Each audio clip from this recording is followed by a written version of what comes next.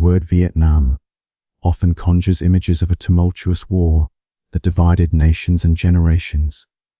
However, for the Vietnamese people, their identity is woven from threads that stretch back over 4,000 years, threads that tell stories of struggle, resilience, and an enduring quest for sovereignty. While much of the world focuses on a narrow sliver of Vietnam's history, the Vietnamese narrative is rich with tales that predate these events by millennia.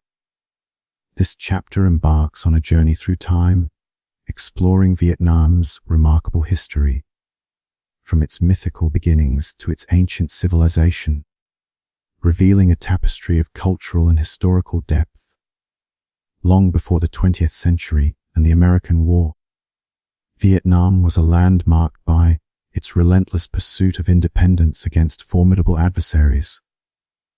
The Vietnamese story is one of a people who, despite periods of foreign domination, have clung fiercely to their identity and autonomy.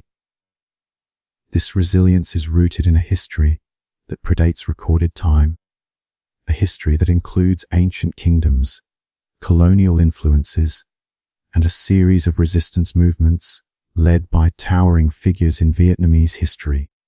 The earliest evidence of Vietnamese culture dates back over 4,000 years, with archaeological findings in the Red River Delta revealing the dawn of Vietnamese civilization.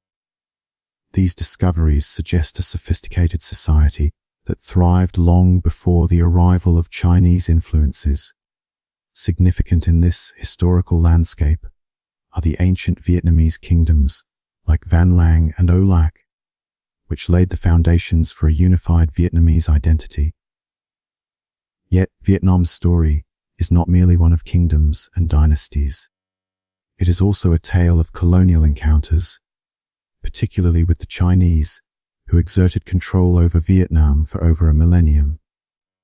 During this period, the Vietnamese people adopted many aspects of Chinese culture, including Confucianism, while still maintaining a distinct national identity. The desire for self-governance never waned, leading to numerous uprisings and revolts that underscore Vietnam's historical narrative. Key figures such as the Trung sisters and Le Loi are celebrated for their roles in these independence movements, their legacies enshrined in Vietnamese culture and memory. These leaders symbolize the indomitable spirit that characterizes Vietnam's long struggle for autonomy. The story of Vietnam's origins is as enchanting as it is foundational, beginning not with archaeological artifacts, but with a myth that has captivated the Vietnamese imagination for centuries. The tale of Long Quan and A Co is a cornerstone of Vietnamese cultural identity, a myth that intertwines the country's geography with its spiritual essence. Long Quan, the Dragon Lord, ruled the waters, embodying the life, giving rivers and seas that are crucial to Vietnamese agriculture and society. His counterpart, A Co, the fairy princess, hailed from the Northern Highlands, representing the spiritual and cultural richness of the mountains. Their union is not merely a tale of romance, but a symbolic marriage of Vietnam's two primary ecological zones. The mountains and the sea, though contrasting, are harmonized in Vietnamese culture through this myth, illustrating a profound understanding of ecological and cultural balance. The myth speaks of their offspring, 100 sons, who symbolize the unity of the Vietnamese people. This narrative cleverly establishes a shared ancestry, transcending regional divisions and tribal affiliations. Unlike many creation myths, where separation leads to discord, the parting of Long Quan and A Co is amicable, reinforcing a theme of unity despite diversity. Their children, divided between the coastal lands and the highlands, remain connected through shared lineage, a metaphor for the enduring unity of the Vietnamese people. The symbolism within the myth of Long Quan and ACO extends beyond mere storytelling. It reflects the geographical and cultural unity of Vietnam's diverse regions. The marriage of mountains and sea is emblematic of the country's ecological harmony, a theme that resonates deeply in Vietnamese culture. Vietnam's geography is characterized by its rich diversity, from the lush green deltas to the rugged mountain ranges. This diversity is mirrored in the cultural practices of its people, who have historically inhabited distinct ecological zones. The myth serves as a narrative bridge, uniting these disparate elements into a cohesive identity. The peaceful division of the 100 Sons into coastal and highland groups foreshadows Vietnam's historical regional differences. These distinctions have been a defining feature of Vietnamese history, yet the myth emphasizes their underlying unity. The shared parentage of the Sons symbolizes the interconnectedness of all Vietnamese people, a theme that has persisted through centuries of change.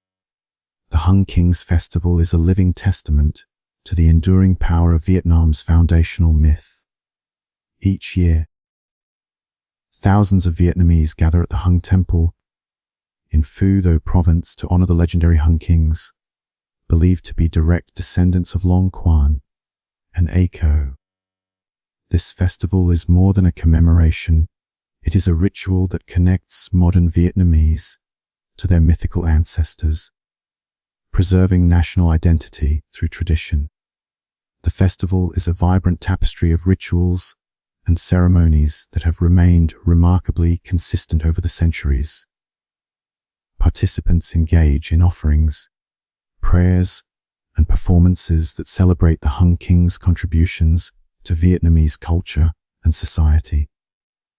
These rituals serve as a means of social cohesion, reinforcing a shared sense of identity and continuity among the Vietnamese people. The Hung Kings Festival is not an isolated event. It is part of a broader tapestry of Vietnamese festivals that celebrate the nation's rich heritage.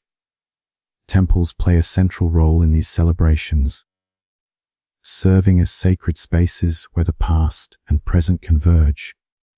Through these rituals, the Vietnamese people reaffirm their connection to their roots, drawing strength and inspiration from their mythological and historical ancestry. Beneath the surface of Vietnamese mythology lies a reflection of prehistoric social structures and cultural evolution. The prominence of ACO in the myth suggests traces of ancient matrilineal organization, hinting at the societal roles women played in early Vietnamese culture. This aspect of the myth aligns with archaeological findings that reveal the existence of matrilineal societies in the region's prehistoric past. Archaeological discoveries in the Red River Delta provide crucial insights into Vietnam's early societies. These findings suggest that the dragon-fairy dichotomy in the myth represents the merging of distinct tribal groups, a process that laid the foundations for the earliest Vietnamese society. The evidence of early bronze working cultures in this area further supports the historical reality behind these mythologized ancestors. The Red River Delta, with its rich archaeological heritage, serves as a window into Vietnam's ancient past. It is here that the remnants of early Vietnamese civilization have been unearthed, offering valuable clues about the social structures and cultural practices of prehistoric communities. These discoveries enhance our understanding of how Vietnam's early societies evolved, shedding light on the complex interplay between mythology and history. In conclusion, Vietnam's history is a tapestry woven from myth and reality, a narrative that spans millennia and transcends the boundaries of time and space. From the mythical union of Long Quan and ACO to the sophisticated achievements of the Dong Son culture, Vietnam's story is one of resilience, unity, and cultural richness. As we journey through this history, we uncover the deep roots of Vietnamese identity, an identity that continues to inspire and unite its people in the face of challenges, both past and present. In the heart of ancient Vietnamese society, the dong drums stood as monumental symbols of power and prestige. Crafted with precision from bronze, these drums were not mere musical instruments, but vital components in the social and spiritual fabric of the time. They were prominently featured in gatherings and religious ceremonies, resonating with the rhythmic heartbeat of a civilization deeply connected to its spiritual roots. In warfare, the drums played a crucial role, coordinating troop movements across vast distances, their sound carrying commands and bolstering the morale of warriors. The most elaborate of these drums belonged to tribal chiefs, serving as a testament to their wealth and spiritual authority.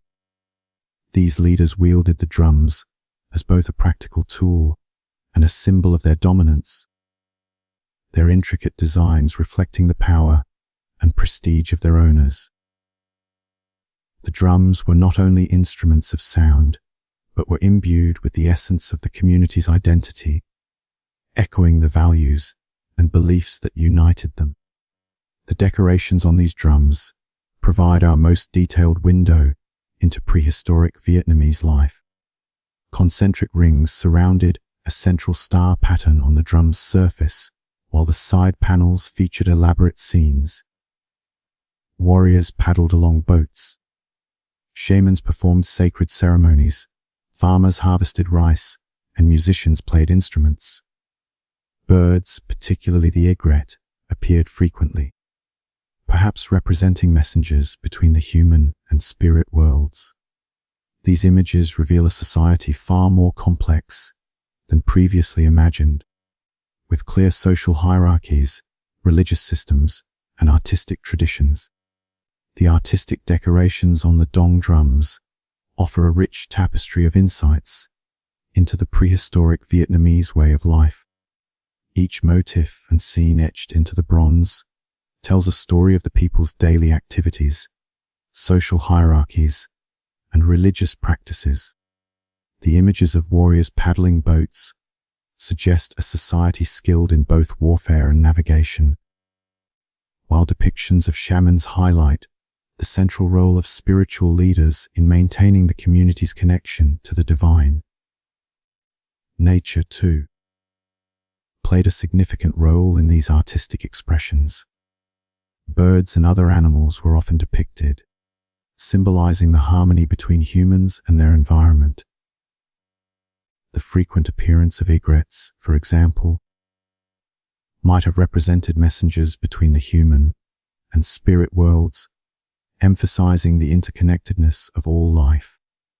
These artistic elements were not merely decorative, but served as a visual narrative of the Dong people's beliefs and values.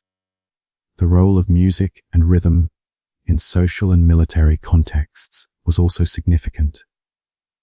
The rhythmic beats of the drums were believed to possess spiritual power, capable of invoking the divine and uniting the community in shared purpose.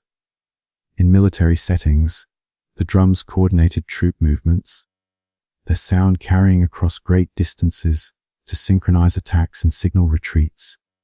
Thus, the dong drums were not just instruments, but integral to the cultural and social structure of the society. The technological advancements of the Dong people extended beyond metalwork into sophisticated agricultural practices. They mastered the art of wet rice agriculture, utilizing buffalo-drawn plows and complex irrigation systems to sustain their communities. This advancement in agriculture was not merely a means of survival, but a cornerstone of their society, supporting the growth and prosperity of the Dong culture. Their distinctive houses, built on stilts, are recognizable on drum decorations and confirmed by archaeological evidence. These structures were designed to protect against floods, while providing shelter for livestock below, exemplifying the Dong people's adaptability and ingenuity. The architecture of these houses reflected a deep understanding of their environment and an ability to thrive within it. Moreover, the Dong people crafted elaborate jewelry, weapons, and tools that demonstrated mastery of various metals and an aesthetic sensibility that would influence Vietnamese art for millennia. Their metalworking skills were not limited to the creation of dong drums, but extended to the production of intricate items that showcased both functionality and beauty. These technological and artistic achievements highlight the Dong culture's sophistication and its lasting impact on the region's cultural development. Geographically, the Dong culture was not limited to northern Vietnam. Archaeological finds suggest its influence extended into southern China, Laos, and Cambodia. More remarkably, dong drums have been discovered as far away as Indonesia and Malaysia, indicating extensive maritime trade networks that connected Vietnam to the broader Southeast Asian world thousands of years ago. One drum was even discovered in a burial site in South India, suggesting trade connections that span thousands of kilometers. These discoveries underscore the Dong culture's extensive reach and influence. The trade routes established by the Dong people facilitated cultural exchanges and the spread of technological innovations, contributing to the development of a shared cultural heritage across Southeast Asia. The exchange of goods and ideas helped to forge connections between distant communities, fostering a sense of unity and shared identity that transcended geographical boundaries. The political organization of Dong society likely centered around powerful chieftains, who may correspond to the legendary Hung kings mentioned in later Vietnamese historical traditions. These leaders probably controlled confederations of villages united by kinship, trade relationships, and military alliances. The sophistication of their material culture suggests these weren't simple tribal arrangements, but complex political entities capable of mobilizing substantial resources for both civilian and military purposes. The role of chieftains was crucial in maintaining the stability and cohesion of the Dong society. Through strategic alliances and trade networks, they ensured the prosperity and security of their communities. The chieftain's ability to mobilize resources and coordinate large-scale projects, such as the construction of fortifications and public works, demonstrates their leadership skills and the organized nature of Dong society. What makes the Dong culture particularly significant is that it represents the crucial bridge between mythology and documented history.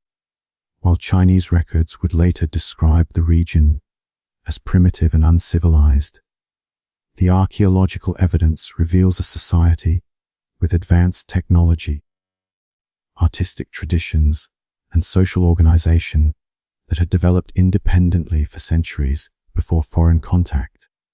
As the sophisticated Bronze Age societies of the Dong matured, Vietnam's cultural landscape underwent a dramatic transformation. Around 258 BCE, a powerful mountain chieftain named Thuc Phaon emerged from the borderlands and accomplished what none before him had managed, uniting the diverse Ao Viet and Loch Viet tribes into Vietnam's first true centralized state, A Loch. Taking the royal title Anh Dong Vong, Thuc Phaon's political innovation went far beyond simple tribal confederation. He established a kingdom with administrative structures, centralized authority, and territorial boundaries, essential elements of statehood that would define Vietnam's political identity for millennia to come. This wasn't merely an extension of tribal chieftains, but a revolutionary transformation of political organization. What makes this historical moment particularly significant is An Duong Vong's strategic focus on defense. Facing threats from the aggressive Qin dynasty, expanding southward from China, he understood that Alok's survival depended on military innovation. His solution was the construction of Kolo Citadel, an engineering achievement that continues to astonish modern archaeologists. Located near present-day Hanoi, Kolo was designed as a series of concentric rings resembling a snail shell, a design that maximized defensive positioning against attackers. Recent excavations have revealed sophisticated construction techniques using packed earth ramparts reinforced with wooden frames. The citadel's walls stood up to 12 meters high and stretched over 8 kilometers in length, dimensions that would have required mobilizing thousands of workers over several years. Archaeological evidence from Kolo reveals the technological sophistication of Alok. Excavations have uncovered tens of thousands of bronze arrowheads, many still attached to their original molds, suggesting mass production on an industrial scale. These discoveries point to a society capable of organizing specialized labor, controlling raw materials, and maintaining standing armies, hallmarks of state-level organization rather than tribal confederacy. But perhaps the most intriguing aspect of Alok is how quickly historical reality became intertwined with supernatural legend. Vietnamese folklore tells that An Duong Vong constructed Kolo with the help of a golden turtle spirit, who provided him with the magical crossbow capable of killing thousands of enemies with a single shot. This mystical weapon, called the magical crossbow of the sacred turtle, appears repeatedly in Vietnamese historical texts and represents one of the earliest examples of Vietnam's distinctive historical consciousness, blending factual events with mythological elements. Despite its innovations, Alok's existence proved tragically brief. The state collapsed around 179 BCE through a combination of internal betrayal and external conquest. According to traditional accounts, the emperor's daughter, Macha, fell in love with Trong Thuy, the son of the Chinese general Zhou Tuo, known in Vietnamese as Trieu Da. The young man gained her trust, discovered the secret of the magic crossbow, and ultimately led to the downfall of Alok. In summary, the Dong culture's legacy is one of innovation and influence. From the intricate designs of the Dong drums to the sophisticated agricultural and political systems, this society laid the groundwork for the development of a unique Vietnamese identity. The blending of mythology and history in Vietnamese culture continues to shape the nation's consciousness, offering a window into the past that informs the present.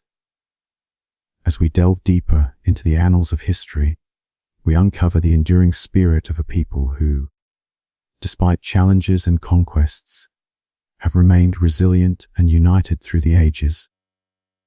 The tale of Dong Vang's daughter's betrayal is more than a mere historical account. It serves as a national allegory about the dangers of naivety when facing foreign threats.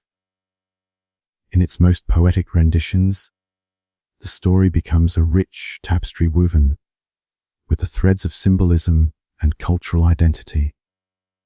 When Duong Vuong discovers his daughter's treachery, he beheads her before riding his horse into the sea, accompanied by the golden turtle spirit. Her lover, finding her lifeless body, is overcome with remorse and drowns himself in a well. Where her blood touched the ocean, it transformed its pearls, becoming symbols of innocence and the tragic consequences of divided loyalties. This allegory transcends time, embedding itself into the national consciousness, serving as a cautionary tale of trust and betrayal. The narrative reflects broader themes of loyalty, sacrifice, and the complex interplay between personal and national identities. The story's enduring nature underscores the power of myth in shaping a nation's ethos, offering caution and wisdom to future generations. It echoes the narratives found in other cultures, where allegories serve as moral compasses, guiding societal values and identity. In Greek mythology, the tale of Icarus warns of the perils of hubris, while in Chinese lore, the story of the Monkey King speaks to themes of rebellion and redemption. These stories, though culturally distinct, share a common purpose to reflect the values and cautions of their societies, offering insights into human nature and communal identity. Despite being incorporated into Zhou's larger kingdom, which spanned what is now southern China and northern Vietnam, the Vietnamese people demonstrated remarkable cultural resilience. Faced with the challenge of foreign rule, they adeptly balanced adaptation with the preservation of their cultural essence. This pattern of cultural endurance set a precedent that would echo throughout their history, highlighting the ingenuity and tenacity of the Vietnamese spirit. The incorporation into Zhou's kingdom foreshadowed a more prolonged period of foreign dominance, yet the Vietnamese people managed to retain their unique identity. They achieved this through a combination of cultural adaptability and steadfastness, embracing certain aspects of foreign influence while fiercely guarding their core cultural values. This dual approach allowed them to navigate the complexities of foreign rule, preserving their language, traditions, and social structures. In examining the broader context of cultural assimilation versus resistance, we find parallels in other societies that have faced similar challenges. For instance, the Irish, under British rule, maintained their Gaelic language and traditions despite intense pressure to assimilate. Similarly, the Jewish people have preserved their religious and cultural identity through centuries of diaspora and persecution. These examples illustrate the universal struggle of cultures to maintain their identities in the face of external pressures, highlighting the resilience of the human spirit.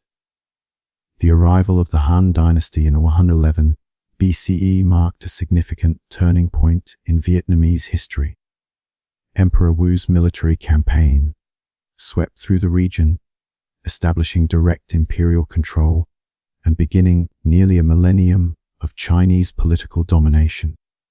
The Han administration imposed a sophisticated bureaucracy, dividing their new territory into commanderies and prefectures, which reported directly to the imperial court. Chinese officials, dispatched from the central government, implemented policies designed to transform local culture. They established examination systems that tested knowledge of Chinese classics, compelling Vietnamese elites to study Confucian texts to attain positions of influence. Jiaozi became the southernmost frontier of the Han Empire, a proving ground for ambitious Chinese officials seeking advancement. Despite the efforts of the Han administration, the Vietnamese people maintained strong cultural bonds that resisted complete assimilation. Rebellions erupted frequently, with at least 50 significant uprisings recorded between the 1st and 10th centuries CE. Each rebellion, though brutally suppressed, demonstrated the Vietnamese refusal to accept permanent subjugation. The Chinese Empire employed various methods of cultural transformation, regulating marriage practices and enforcing patrilineal family structures that challenged indigenous traditions. They mandated changes in clothing, hairstyles, and ritual practices, even altering architectural styles to reflect Chinese influence. However, beneath this visible conformity, Vietnamese village life continued with remarkable continuity. Local religious practices blended with imported beliefs, rather than being replaced by them. Village councils maintained traditional governance structures under the veneer of Chinese administration, and women retained significant economic roles despite Confucian emphasis on male authority. Archaeological excavations reveal fascinating evidence of this quiet resistance. Burial practices incorporated both Chinese ritual objects and indigenous symbols, while household pottery maintained distinctive Vietnamese decorative patterns. Dietary practices preserved local culinary traditions, reflecting a steadfast commitment to cultural identity. Throughout the centuries of Chinese rule, the Vietnamese people demonstrated an indomitable spirit of resistance. The numerous uprisings against Chinese domination were not merely acts of defiance. They were expressions of a deep-seated desire for autonomy and self-determination. These rebellions played a crucial role in fostering a sense of national identity, uniting the people in a shared struggle against foreign control. Local leaders emerged as symbols of resistance, rallying their communities to fight for their land and heritage. The stories of these leaders, such as the legendary Trung sisters, have become integral to Vietnam's national mythology, inspiring generations with their bravery and resolve. The Trung sisters' rebellion in 40 CE is particularly noteworthy, as it marked one of the earliest and most significant challenges to Chinese authority. Their leadership and courage galvanized the Vietnamese people, setting a precedent for future resistance movements. The persistence of these uprisings highlights the Vietnamese people's refusal to be assimilated or subdued, underscoring their unwavering commitment to preserving their cultural identity. The legacy of resistance against foreign rule has left a lasting impact on Vietnam, shaping its national consciousness and fortifying its resolve to maintain sovereignty and independence. In conclusion, the complex tapestry of Vietnamese history during this era is woven with threads of betrayal, resilience, and an unyielding spirit of resistance. The allegorical tale of Dong Vang's daughter's betrayal, the cultural resilience under Zhou's rule, the influence of the Han dynasty, and the persistent rebellions against Chinese domination all contribute to a rich narrative of cultural endurance and identity. As we transition to the next chapter, we continue to explore the enduring legacy of these formative experiences, delving deeper into the complexities of Vietnamese history and the indomitable spirit of its people.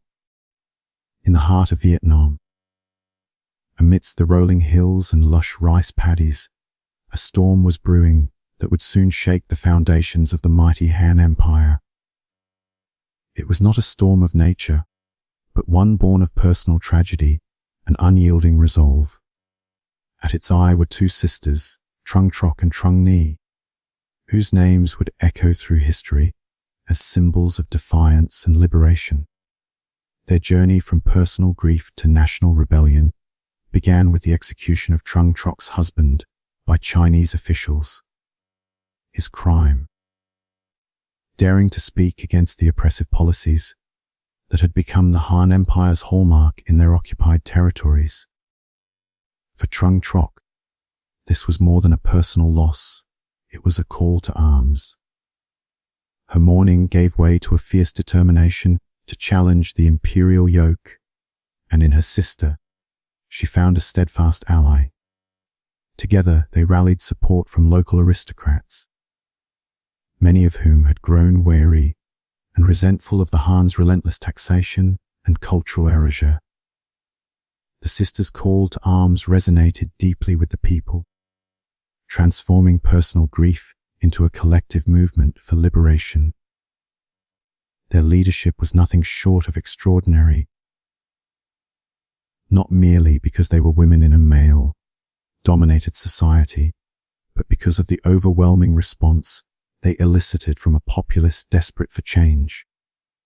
The rebellion swelled rapidly, with tens of thousands of fighters rallying to their cause. Contemporary records speak of an army 80,000 strong, including numerous female officers, a testament to the sisters' inclusive and revolutionary approach. In a society where Confucian ideals held sway, the notion of women leading a rebellion was nothing short of revolutionary. Yet, the Trung sisters' gender became a powerful symbol in itself, challenging the patriarchal norms that had long dictated the social order. Their leadership broke barriers and inspired a groundswell of support that transcended traditional gender roles. This was not merely a rebellion against an occupying force. It was a cultural upheaval that questioned the very foundations of societal norms. Across the world, female leaders have often had to navigate the complexities of gendered expectations, and the Trung sisters were no exception. Their success lay not only in their military prowess, but in their ability to galvanize a diverse coalition of supporters, proving that leadership knows no gender. By drawing comparisons to other female-led movements throughout history, we see a common thread of resilience and innovation, qualities that the Trung sisters embodied in their quest for independence. As the Trung sisters' army grew, so too did their reputation for bold and innovative military strategies. Perhaps the most iconic aspect of their campaign was their use of war elephants. These majestic creatures, both powerful and intimidating, served as a symbol of strength and a practical tool in battle. Riding atop these beasts, the sisters led their forces with a fearlessness that struck fear into the hearts of their enemies. The use of war elephants was not only a strategic advantage, but also a cultural symbol, reflecting the unique characteristics of Southeast Asian warfare. The sisters' campaign moved with remarkable speed, capturing 65 fortified cities and strongholds in a matter of months. Their ability to outmaneuver and outthink the Han forces demonstrated a keen understanding of both terrain and tactics, allowing them to exploit their enemies' weaknesses to devastating effect. For 3 remarkable years, the Trung sisters ruled an independent Vietnamese state. Trung Troc, as queen, defied the Confucian order imposed by the Han and established a government rooted in local tradition. But the dream of independence faced relentless challenges. The Han Empire, though initially slow to respond, eventually mounted a counterattack under the command of General Man. Their forces, better equipped and more numerous, gradually pushed back the Vietnamese resistance. In the face of inevitable defeat, the Trung sisters chose death over capture, drowning themselves in the hot river. Their suicides, as poignant as their lives, became etched into Vietnamese cultural memory as symbols of ultimate sacrifice for freedom. The rebellion, though ultimately unsuccessful, left an indelible mark on history. Even the Han records, typically dismissive of uprisings, acknowledged the scale and significance of the revolt. The sisters' gender was particularly noted, a detail that underscored the challenge they posed to imperial authority. The legacy of the Trung sisters transcended their brief reign. Over the centuries, they evolved from historical figures into national icons, revered for their courage and leadership. Temples dedicated to their worship sprang up across Vietnam, serving as sites of pilgrimage and remembrance. In Hanoi, the most prominent of these temples still draws visitors, a testament to the enduring power of their story. Annual ceremonies on the anniversary of their deaths became a focal point for patriotic expression. During periods of foreign occupation, these observances kept the flame of national identity alive, providing a subtle but powerful form of resistance. The Trung sisters became symbols not only of past glory, but of a resilient spirit that refused to be extinguished. The Trung sisters set a precedent that would echo through the ages, establishing a tradition of female leadership in Vietnamese resistance movements. Their legacy inspired future generations of women warriors, including figures like Phang Thi Chin, Bai Tuan, and Trieu Tren. These leaders, like the Trung sisters before them, defied societal norms and played pivotal roles in the ongoing struggle for independence. This tradition of female leadership is a unique aspect of Vietnamese history, one that highlights the cultural significance of women's contributions to national identity and resistance. Unlike many other societies, Vietnam's history is replete with examples of women who stood at the forefront of the fight for freedom, drawing strength and inspiration from the legacy of the Trung sisters. The Trung sisters' rebellion, though ultimately unsuccessful, laid the groundwork for future military innovations that would define Vietnam's struggle for independence. One of the most legendary tactics arose nearly 900 years later, devised by the brilliant Commander Ngo Dinh. As the Tang dynasty crumbled, Ngo Dinh saw an opportunity to strike against the Southern Han, who sought to reassert control over Vietnamese territories. Rather than engaging in open combat, Ngo Dinh employed the natural landscape to devastating effect. His strategy involved planting iron, tipped wooden stakes in the riverbed at low tide, trapping the enemy fleet as the tide receded. This ingenious use of terrain and timing resulted in a decisive victory, marking a pivotal moment in Vietnam's quest for independence. The tactic would be replicated twice more in history, always with the same shocking results, cementing its place as a legendary military strategy. The Trung sisters' rebellion was one of many in Vietnam's long and arduous struggle against Chinese rule. For nearly a millennium, Vietnam remained under Chinese control despite numerous uprisings. Yet, the spirit of resistance never waned. Each rebellion, whether successful or not, contributed to a growing sense of national identity and the determination to reclaim independence. The culmination of these efforts came in 938 CE, with the decisive victory that finally secured Vietnam's independence. This long struggle against foreign domination forged a resilient national identity, one that continues to define Vietnam's place in the world today. As we look back on the legacy of the Trung sisters, we see more than just a historical footnote.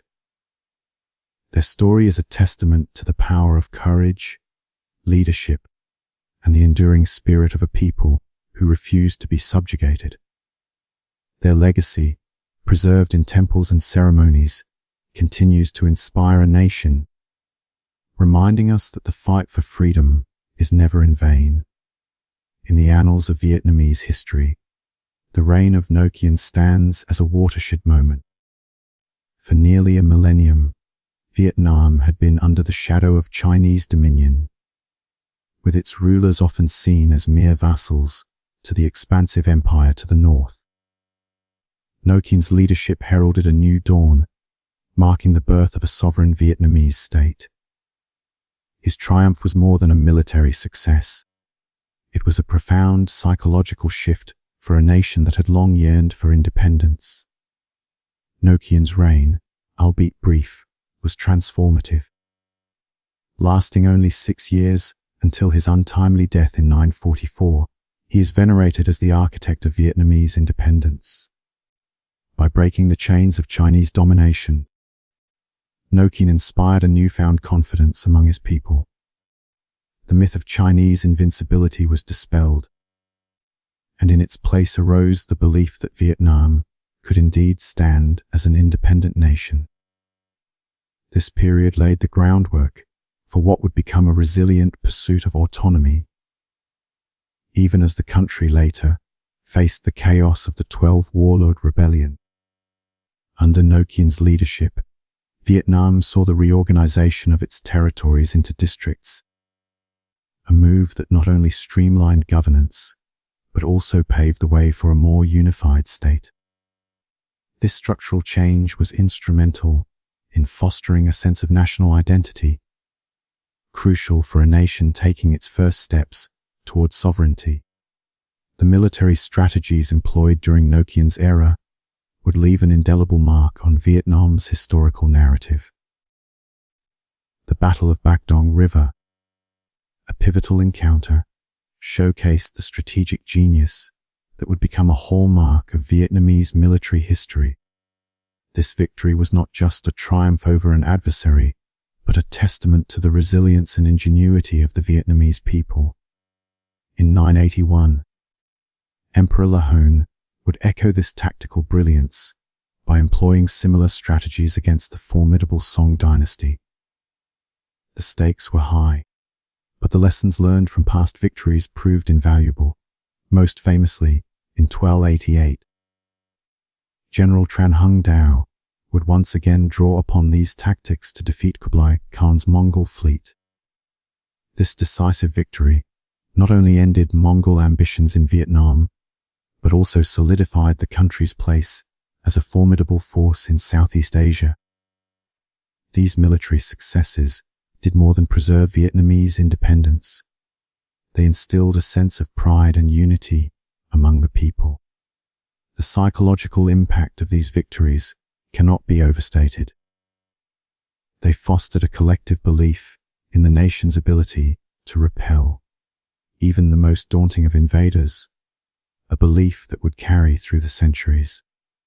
As the nation solidified its military prowess, a cultural renaissance began taking shape under the reign of Emperor Li Tai. Ascending the throne in 1009, Li Tai, a former Buddhist monk, brought with him a vision that would transform Vietnam from a collection of warring territories into a unified state with a distinct cultural identity. Buddhism played a central role in this transformation. Unlike the rigid Confucian bureaucracy of China, Vietnam under the Lai dynasty embraced a model where Buddhist principles were intricately woven into the fabric of governance. Monks served as royal advisors, influencing everything from diplomacy to military strategy. This integration of spirituality and statecraft was revolutionary, setting Vietnam apart from its neighbors. The imperial examinations introduced during this period reflected this unique blend of influences. While they tested knowledge of Confucian classics, they also included Buddhist texts and indigenous traditions. This created a distinctive Vietnamese intellectual tradition that celebrated the country's cultural diversity. One of Emperor Li Tai's most significant decisions was the relocation of the capital to Thong Long, known today as Hanoi. This move was not merely strategic but deeply symbolic, representing a shift towards a more unified and centralized Vietnamese state. The chosen site, identified by Chinese geomancers as possessing dragon-rising energy, was more than a location. It was a declaration of Vietnamese confidence and ambition. By establishing the capital in this marshy area along the Red River, Emperor Li Tai was making a bold statement about the nation's future. The capital was envisioned as a place where heaven and earth met, where the dynasty could endure for generations. This vision of permanence and centrality was a stark departure from the defensive postures of earlier rulers. The relocation also had practical benefits. Situated along the Red River, the new capital was well positioned for trade and communication, facilitating the flow of goods and ideas. This strategic positioning helped cement Thong Long's status as the heart of a burgeoning Vietnamese civilization. The governance model under the Lai dynasty was groundbreaking. Drawing upon Buddhist compassion, the dynasty crafted a legal system that differed markedly from the Chinese Confucian model. Emperor Li Than Tong's introduction of Vietnam's first comprehensive legal code, the Hinh Thu, was a testament to this innovative approach. This legal code was revolutionary in its emphasis on compassion. When questioned about reducing penalties for many crimes, Emperor Li Than Tong famously remarked, "I would rather spare a guilty person than kill an innocent one." This sentiment, rooted in Buddhist teachings, reflected a humane approach to governance that prioritized mercy over strictness. Such legal reforms had a profound impact on societal development. By tempering justice with compassion, the Lai dynasty fostered a more harmonious society. This balance between spiritual and secular authority became a defining feature of Vietnamese governance. Under the Lai dynasty, Vietnam also saw significant advancements in infrastructure and agriculture. The construction of an elaborate system of dikes along the Red River was a monumental achievement, enabling agricultural productivity to flourish. These projects were not just practical measures, but a testament to the Vietnamese approach to environmental challenges. Emperor Li Tai's personal involvement in inspecting dike construction during the rainy season exemplified the direct engagement of rulers in public works. This hands-on approach demonstrated the importance placed on infrastructure as a means of supporting economic growth and stability. The dikes not only protected against flooding, but also facilitated the cultivation of rice, a staple of the Vietnamese diet. This focus on agriculture laid the foundation for a stable and prosperous society, capable of sustaining its population and supporting its ambitions. The cultural achievements of the Lai dynasty were equally impressive. The establishment of the Temple of Literature in 1070 marked a significant step in fostering a unique Vietnamese educational tradition. This institution, dedicated to Confucian education, featured distinctly Vietnamese elements, blending local influences with traditional teachings. The arts flourished during this period, with bronze casting reaching new heights of sophistication.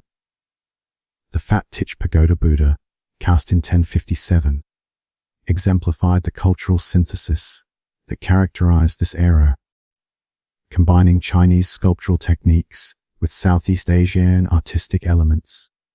This masterpiece reflected Vietnam's emerging cultural identity.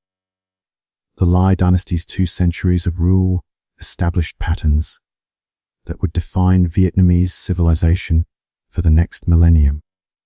By blending Chinese administrative techniques with indigenous traditions, the dynasty created a society rooted in Buddhist spirituality tempered by practical Confucian ethics.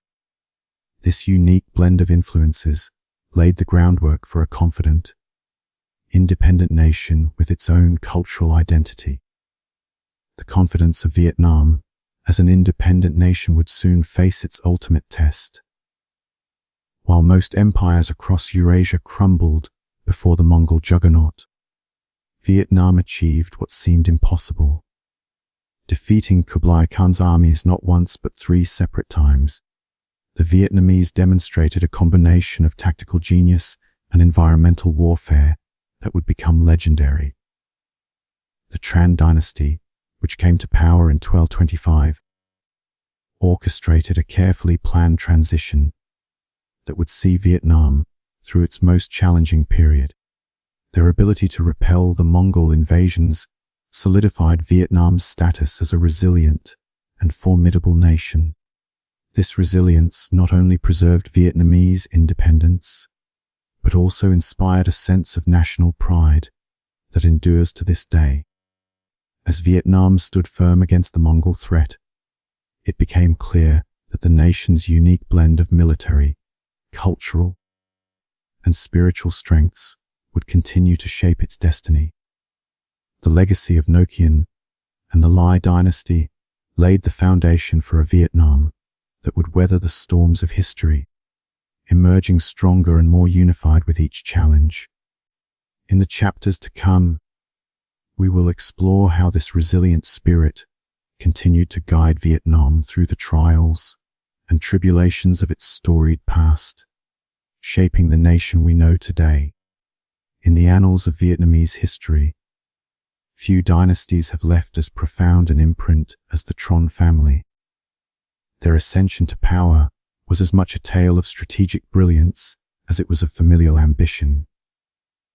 The last emperor of the Lai dynasty, bereft of a male heir, left behind a daughter whose marriage to Tron Can became the linchpin of the Tron family's rise.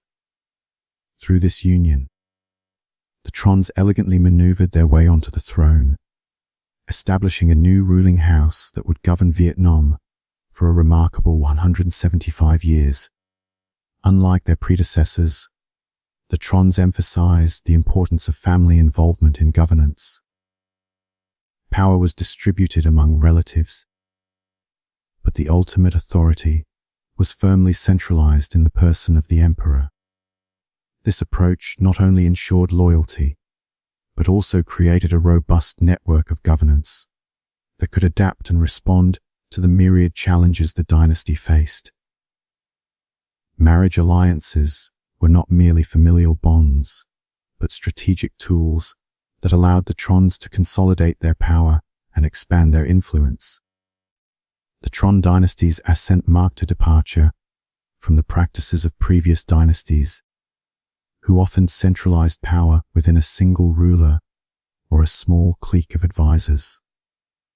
By involving a broader swath of the family in governance, the Trons not only maintained stability, but also ensured that power was kept within a trusted circle, reducing the likelihood of coups or insurrections. This strategy of distributed power would prove invaluable in the years to come, as the dynasty faced external threats that would test its resilience and adaptability. The 13th century was a tumultuous time for the kingdoms of Asia. Mongol armies under the formidable leadership of Kublai Khan had carved out an empire that stretched from the Pacific Ocean to the Danube River, the largest contiguous land empire in history. When the Mongols turned their attention to Deviet in 1257, few expected the small Southeast Asian kingdom to withstand their onslaught.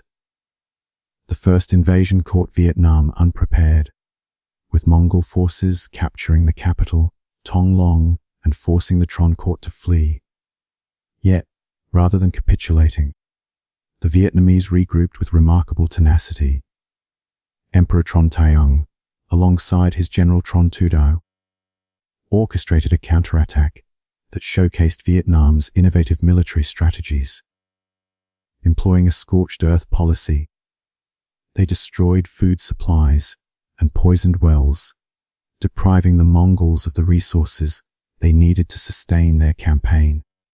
Accustomed to living off conquered territories, the Mongols soon found themselves facing starvation and the ravages of tropical diseases.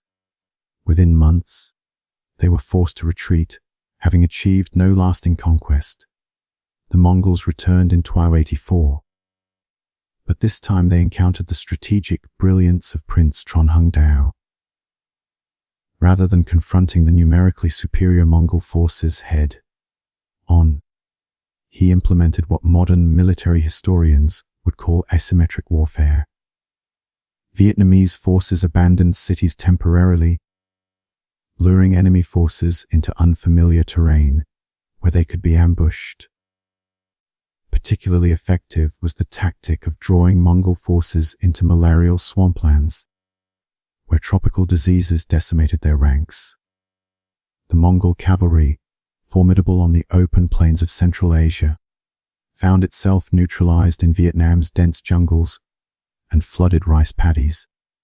The third and final Mongol invasion in 1287-88 was Kublai Khan's most determined effort to subjugate Vietnam. A massive fleet, carrying over 300,000 soldiers, sailed toward Deviet, intent on conquest. In response, Tron Hung Dao orchestrated one of the most decisive victories in Vietnamese military history, at the Battle of Bac Dong River. Drawing inspiration from earlier tactics, Vietnamese forces planted iron, tipped wooden stakes beneath the water at low tide. As the Mongol fleet pursued what they believed was a retreating Vietnamese navy, their ships became impaled as the tide receded. This ingenious strategy left the Mongol fleet immobilized, allowing Vietnamese forces to launch a devastating counterattack and destroy the enemy. The victory at Bac Dong River was not just a military triumph, but a testament to the strategic acumen and resilience of the Vietnamese people. It demonstrated the effectiveness of leveraging environmental features in warfare and showcased the innovative spirit that defined the Tron dynasty's military strategies. The battle became a symbol of national pride and a cornerstone of Vietnamese military history, serving as a reminder of the country's ability to repel even the most formidable of foes. Beyond their military innovations, the Tron dynasty introduced a series of governance reforms aimed at strengthening Vietnam internally. One of their most significant contributions was the establishment of a revolving land ownership system. This system periodically redistributed fields to prevent aristocrats from amassing too much wealth and power, thus ensuring a more equitable distribution of resources. Such reforms not only curbed the concentration of wealth, but also helped maintain social stability. The Trons also reformed the imperial examination system, incorporating practical subjects alongside the traditional Confucian classics. These changes aimed to create a more competent and versatile bureaucracy capable of addressing the challenges of governance. By valuing practical knowledge and skills, the Trons fostered an environment where innovation and meritocracy could flourish, paving the way for a more dynamic and responsive administration. Culturally, the Tron dynasty promoted a distinctive form of Vietnamese Buddhism blended with indigenous beliefs. Emperor Tron Non Tong, who abdicated to become a Buddhist monk, founded the Trulam Zen School, Vietnam's first truly native Buddhist tradition. This spiritual renaissance coexisted with an increasing Confucian influence in government, creating a unique spiritual, political balance that defined the Tron period. Despite their successes, the Tron dynasty eventually fell into decline. Court intrigues multiplied, and corruption spread, undermining the once stable governance structure. The revolving land ownership system that had prevented wealth concentration began to falter, creating a fertile ground for discontent. Into this vacuum stepped Ho Quai, a high-ranking Mandarin who had married into the royal family. Rather than acting as a mere regent, Ho engineered a complete takeover, forcing the last Tron emperor to abdicate in 1400 and proclaiming a new dynasty. Ho Quai's reforms were nothing short of revolutionary. He slashed the power of Buddhist institutions, redirecting their wealth to state coffers. A sweeping land redistribution program limited aristocratic holdings, redistributing excess land to peasant farmers. To modernize the economy, he introduced Vietnam's first paper currency, established state monopolies, and even created an early form of public banking. His educational innovations were ahead of their time, opening public schools to commoners and introducing new subjects into state examinations. However, such sweeping changes were met with resistance. Buddhist monks resented their loss of status and wealth. Landlords bristled at property confiscation. Merchants chafed under new regulations, and Confucian scholars were scandalized by changes to the examination system. This resistance highlighted the challenges of implementing reform in a society deeply rooted in tradition. As the Tron dynasty faded into history, its legacy of innovation, resilience, and reform remained. The challenges and triumphs of the Trons would continue to shape Vietnam's destiny, leaving a lasting imprint on the nation's cultural and political landscape. With the rise of Ho Quai and his ambitious reforms, Vietnam stood at the threshold of a new era, poised to navigate the complexities of a rapidly changing world. The introduction of paper money in Vietnam was initially seen as a symbol of modernization and economic growth. However, the reality proved to be far more complex and challenging for the common people. Unlike the established barter and metal currency systems, paper money was an unfamiliar concept to many, leading to confusion and mistrust. Counterfeiting became rampant, further eroding public confidence in this new form of currency. The value of paper money diminished rapidly, plunging the economy into a state of instability. As the economic struggles intensified, so did the internal divisions within Vietnam, leaving the nation vulnerable to external threats. The similarities in economic turmoil can be observed in other regions as well, where the introduction of paper money led to similar challenges. In China, during the Song dynasty, the use of paper money was initially successful, but eventually faced issues of inflation and counterfeiting, resulting in economic hardship for the population. This pattern of economic instability often precedes political vulnerability, as discontent among the populace provides fertile ground for external forces to exploit. In Vietnam, the declining economy weakened the central authority, creating a power vacuum. This internal chaos set the stage for foreign intervention as neighboring powers observed the situation with interest and opportunism. The Ming dynasty of China saw an opening to exert its influence and control over a weakened Vietnam, setting the stage for a significant historical turning point. The Ming dynasty's invasion of Vietnam was not merely a military conquest, but a calculated political maneuver. Under the guise of restoring the Tron dynasty, the Ming Emperor aimed for complete annexation of Vietnam into the Chinese Empire. This strategic invasion was meticulously planned, capitalizing on the weakened state of Vietnam's political and economic landscape. Ho Quai Lai's decision to rename the country Day Great Peace in 1407 and transfer power to his son presented an opportunity for the Ming to strike. The capture of Ho Quai Lai and his son by the Ming forces marked the collapse of the existing leadership in Vietnam. Their swift capture and subsequent exile to China created a power vacuum, leaving Vietnam without a unifying leadership to organize resistance. The loss of leadership not only demoralized the Vietnamese people, but also fragmented any existing resistance movements. The political motives of the Ming dynasty were clear: to expand their territory and solidify their power in the region. This strategy of annexation was not unique to Vietnam. Throughout history, powerful empires have often sought to expand their influence by exploiting the vulnerabilities of neighboring regions.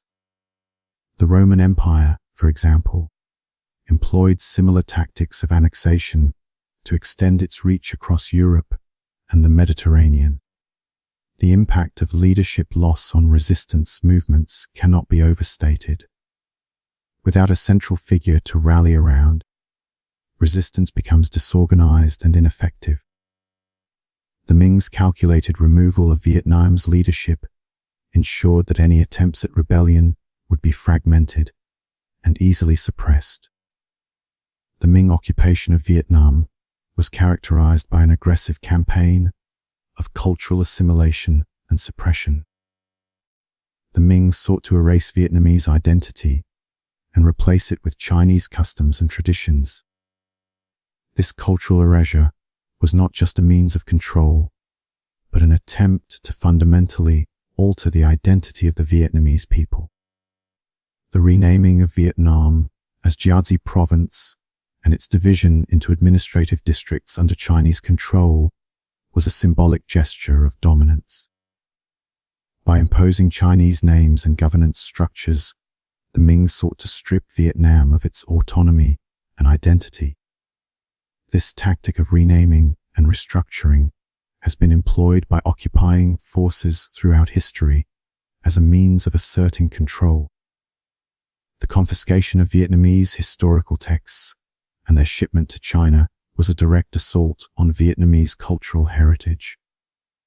By removing these texts, the Ming sought to erase the historical record of Vietnam and replace it with their own narrative. This destruction of cultural artifacts has been a common tactic in colonial occupations, as it serves to weaken the occupied people's sense of identity and history. The forced adoption of Chinese clothing, hairstyles, and marriage customs further reinforced the Ming's cultural assimilation efforts. These measures were designed to erase the visible markers of Vietnamese culture and replace them with Chinese norms. The forced migration of Vietnamese craftsmen and scholars to China was a calculated move to deprive Vietnam of its cultural elite and transfer their skills to the Chinese imperial court. The systematic erasure of Vietnamese written culture was perhaps the most devastating aspect of the Ming occupation. The banning of Nom script and the destruction of Vietnamese texts represented an assault on the linguistic identity of the Vietnamese people. This suppression of language was a tool of control, as it aimed to disconnect the population from their cultural roots and heritage. The Ming occupation, while harsh and oppressive, inadvertently sowed the seeds for one of history's earliest documented nationalist movements. The cultural and linguistic suppression united the Vietnamese people in their shared sense of loss and identity. From this shared experience of oppression emerged a sophisticated resistance movement led by Le Loi. Le Loi's strategic shift to guerrilla warfare was a masterstroke in the fight against the Ming. By avoiding direct confrontation with the superior Ming forces, Le Loi's forces were able to regroup and strike strategically. This approach utilized Vietnam's challenging geography to their advantage, turning the monsoon climate, dense forests, and rugged mountains into weapons against the occupying forces. The role of geography in warfare cannot be underestimated. Vietnam's natural landscape provided a formidable defense against the Ming's conventional military tactics. The dense jungles and mountain passes offered natural cover and concealment for Le Loi's forces, allowing them to execute surprise attacks and ambushes. Le Loi's leadership style was instrumental in unifying a divided Vietnam against a common enemy. His ability to inspire and mobilize the population was critical in sustaining the resistance movement. By focusing on the shared cultural and historical identity of the Vietnamese people, Le Loi was able to galvanize support and build a cohesive resistance. Nguyen Tray's propaganda campaign was a vital component of the resistance movement. His articulation of Vietnamese independence and nationhood provided a moral justification for resistance. By framing the struggle as a fight for cultural and political independence, Nguyen Tray was able to rally support not just within Vietnam, but also among Ming soldiers and commanders. The power of propaganda in warfare is well documented throughout history. The ability to shape narratives and influence perceptions can be as effective as military might in achieving strategic objectives. Nguyen Tray's proclamations resonated with the Vietnamese people, instilling a sense of pride and purpose in their struggle. Historical comparisons of moral arguments for sovereignty reveal the enduring power of such narratives. In the American Revolution, for example, the articulation of independence and self-determination played a crucial role in garnering support for the colonial cause. Similarly, Nguyen Tray's proclamations served to legitimize the Vietnamese resistance and foster a sense of national identity. The impact of propaganda campaigns on both domestic and enemy forces cannot be overlooked. Nguyen Tray's ability to communicate the moral and cultural stakes of the conflict helped to sustain the resistance movement and erode the resolve of the Ming occupiers. As the tide turned in favor of the Vietnamese resistance, the Ming forces found themselves increasingly isolated and demoralized. The devastating Vietnamese victory at Chiang Pass marked a turning point in the conflict, demonstrating the effectiveness of Le Loy's guerrilla tactics and Nguyen Tray's propaganda. The liberation of Vietnam from Ming occupation marked the beginning of a new era under the Lý dynasty. Le Loy's ascension to the throne as Emperor Lý Taito was accompanied by a series of innovative reforms aimed at transforming Vietnamese society. These reforms were designed to address the social and economic challenges that had plagued Vietnam under Ming rule. Land redistribution was a key component of Le Loy's reforms. By seizing land from Ming collaborators and redistributing it to his supporters and ordinary peasants, Le Loy sought to address the economic inequalities that had fueled discontent during the occupation. This policy of land reform not only strengthened the support base for the Lý dynasty, but also contributed to social stability and economic growth. The restructuring of governance into a six-level hierarchy from province to village was another significant reform. This new administrative structure created a more efficient and responsive system of governance, allowing for greater local autonomy and participation. The decentralization of power ensured that the interests of local communities were better represented, fostering a sense of ownership and responsibility. The comprehensive Hanguk legal code, introduced under Le Loy's successors, further solidified the foundations of the Lý dynasty. With 722 articles covering a wide range of issues, the legal code provided a framework for justice and governance. Notably, it granted unprecedented rights to women, allowing them to own property, initiate divorce, and participate in family decision-making. These progressive reforms were in stark contrast to the conservative norms of contemporary Chinese law. The ambitious infrastructure projects initiated by the Lý dynasty played a crucial role in unifying and strengthening Vietnam's economy and society. The construction of a network of roadways connecting provinces facilitated trade and communication, contributing to economic growth and integration. Similarly, the extensive canal system expanded agricultural production and enhanced transportation, providing a foundation for prosperity.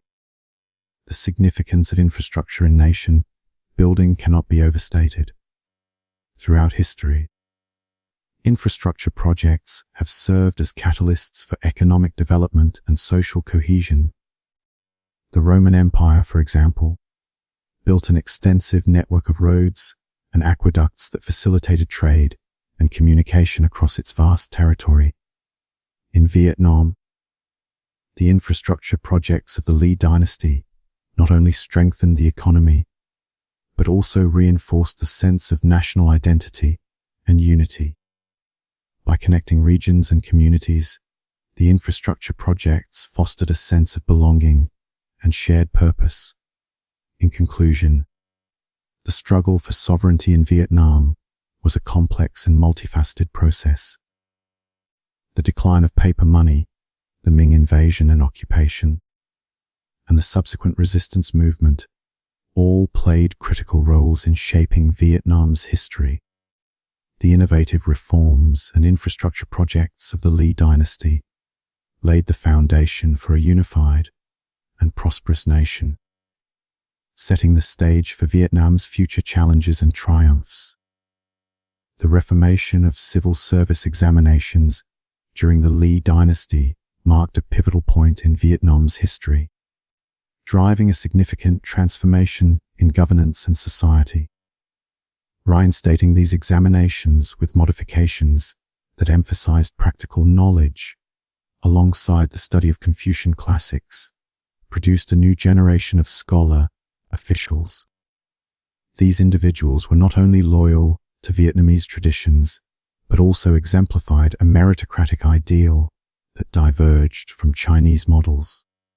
The civil service exams expanded dramatically under the Lý dynasty, creating a powerful elite drawn from all levels of society. This system allowed even commoners to rise to high office, reflecting a shift in social mobility that was unprecedented. The Temple of Literature in Hanoi, with its stone steles engraved with the names of graduates, stands as a testament to this era of educational and moral governance. This institution symbolized Vietnam's deep reverence for knowledge and the blending of Chinese classics with uniquely Vietnamese values. As Confucianism became the dominant framework under Emperor Lý Tân Ong, it reshaped every facet of Vietnamese life. Political and family structures were profoundly influenced, leading to a contraction of women's rights and a decline in Buddhism's official status. The Three Submissions Doctrine, a Confucian principle, dictated that women should obey their fathers in youth, their husbands in marriage, and their sons in widowhood. Although the Hong Duke Code maintained some protections for women's property rights, the trend towards patriarchal authority accelerated during this period. Ancestral worship also became more rigidly codified, with elaborate rituals conducted according to Confucian principles. Buddhism, which had once been the spiritual cornerstone of earlier dynasties, retreated from the political sphere to become primarily a popular faith. Buddhist monasteries lost royal patronage and land holdings, while Confucian temples received imperial support. This shift solidified a uniquely Vietnamese bureaucracy that, while rooted in Chinese models, was shaped by local realities and endured long after the Lý dynasty's fall. The intellectual landscape of Vietnam underwent significant changes as scholars began to focus on governance and morality rather than spiritual matters. This ideological transformation was so complete that, by the 16th century, virtually all Vietnamese political discourse was framed within a Confucian context. Literacy, however, remained largely confined to the elite, with education primarily conducted in classical Chinese rather than the vernacular. The creation of Chunom, a script using modified Chinese characters to write Vietnamese, allowed for the development of a parallel literary tradition. Court officials often composed formal documents in Chinese, while writing poetry and personal correspondence in Nam, creating a dual intellectual world. This duality reflected Vietnam's complex cultural identity, bridging traditional Chinese influences with emerging Vietnamese expressions. The process known as Nam Tin, or the March to the South, transformed Vietnam's geography and demographics over nearly a millennium. This southward expansion, beginning around the 11th century, represents one of history's most persistent territorial transformations. Vietnamese rulers set their sights on the fertile lands to the south, facing the sophisticated maritime kingdom of Champa. The Chams had constructed a vibrant civilization along the central coast of Vietnam, with deep cultural ties to India and Indonesia. Their society thrived on maritime trade, connecting with distant ports across Southeast Asia and beyond. The Vietnamese approach to expansion was not solely military. Much of Nam Tin occurred through gradual settlement. Vietnamese farmers moved southward, establishing villages structured around Confucian principles and rice cultivation. These settlements slowly transformed the landscape, both physically and culturally, creating demographic pressure that steadily pushed the Vietnamese frontier deeper into Cham territory. Conflict between Vietnam and Champa waxed and waned for centuries, with territorial gains often followed by periods of peaceful coexistence. While Vietnamese chronicles record numerous campaigns against Champa, the reality was more complex. Intermarriage between Vietnamese and Chams created cultural bridges, and trade relations sometimes flourished despite political tensions. In border regions, distinctive hybrid cultures emerged that were neither fully Vietnamese nor Cham. The decisive turning point came in 1471 when Emperor Li Ton Tong launched a massive invasion of Champa. His forces captured and destroyed Vijaya, the Cham capital, in a campaign of unprecedented scale. The destruction was so complete that Champa never recovered as a unified state. The remaining Cham territories fragmented into smaller principalities, eventually falling one by one to Vietnamese control. As Vietnamese settlers moved into former Cham lands, they transformed the agricultural landscape. They introduced intensive wet rice cultivation techniques perfected in the north, building irrigation systems and terrace fields. Village governance structures based on northern models were established, creating a network of communities linked by shared cultural practices and administrative systems. This expansion wasn't limited to Champa. By the 17th and 18th centuries, Vietnamese settlers had reached the Mekong Delta. This territory, historically controlled by the Khmer Empire, offered fertile lands that could support multiple rice harvests annually.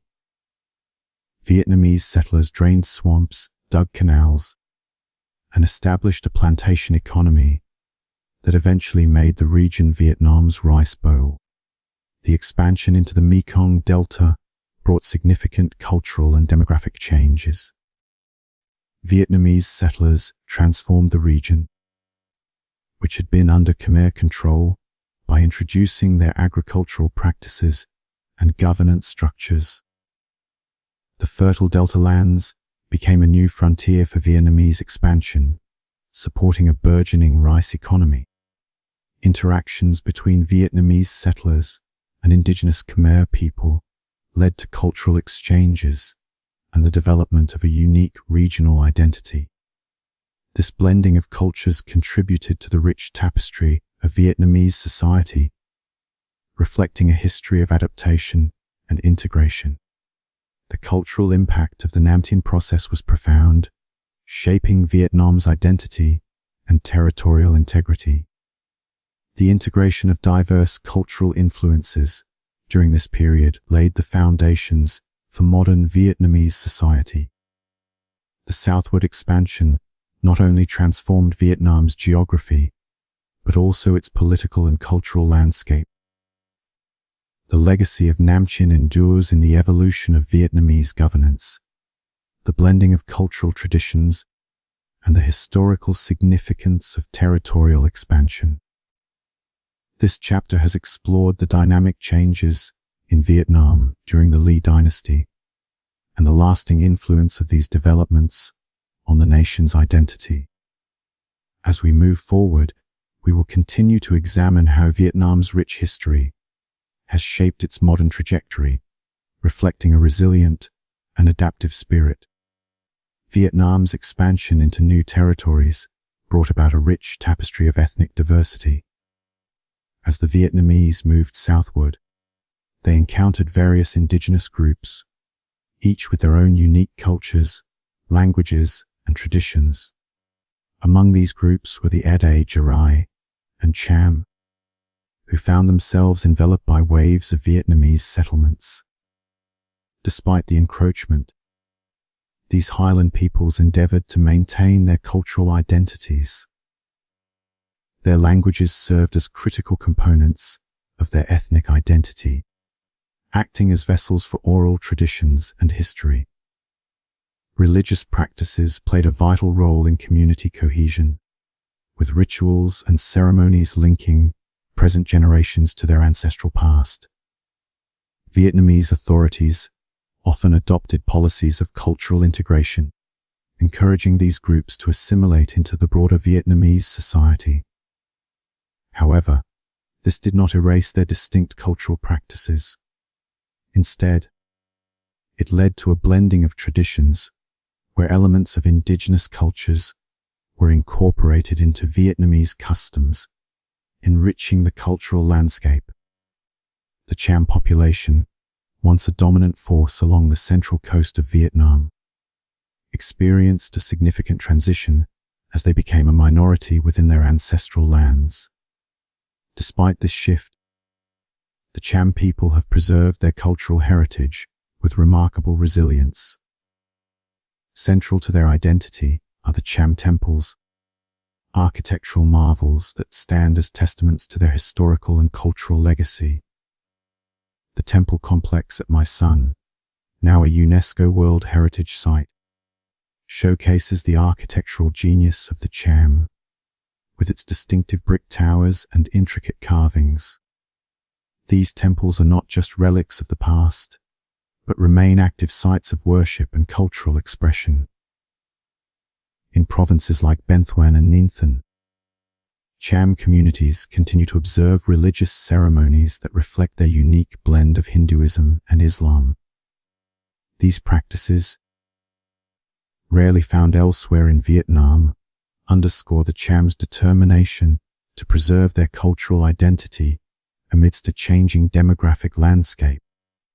The Nam Tin movement, a southward expansion, was instrumental in shaping Vietnam's identity and territorial reach.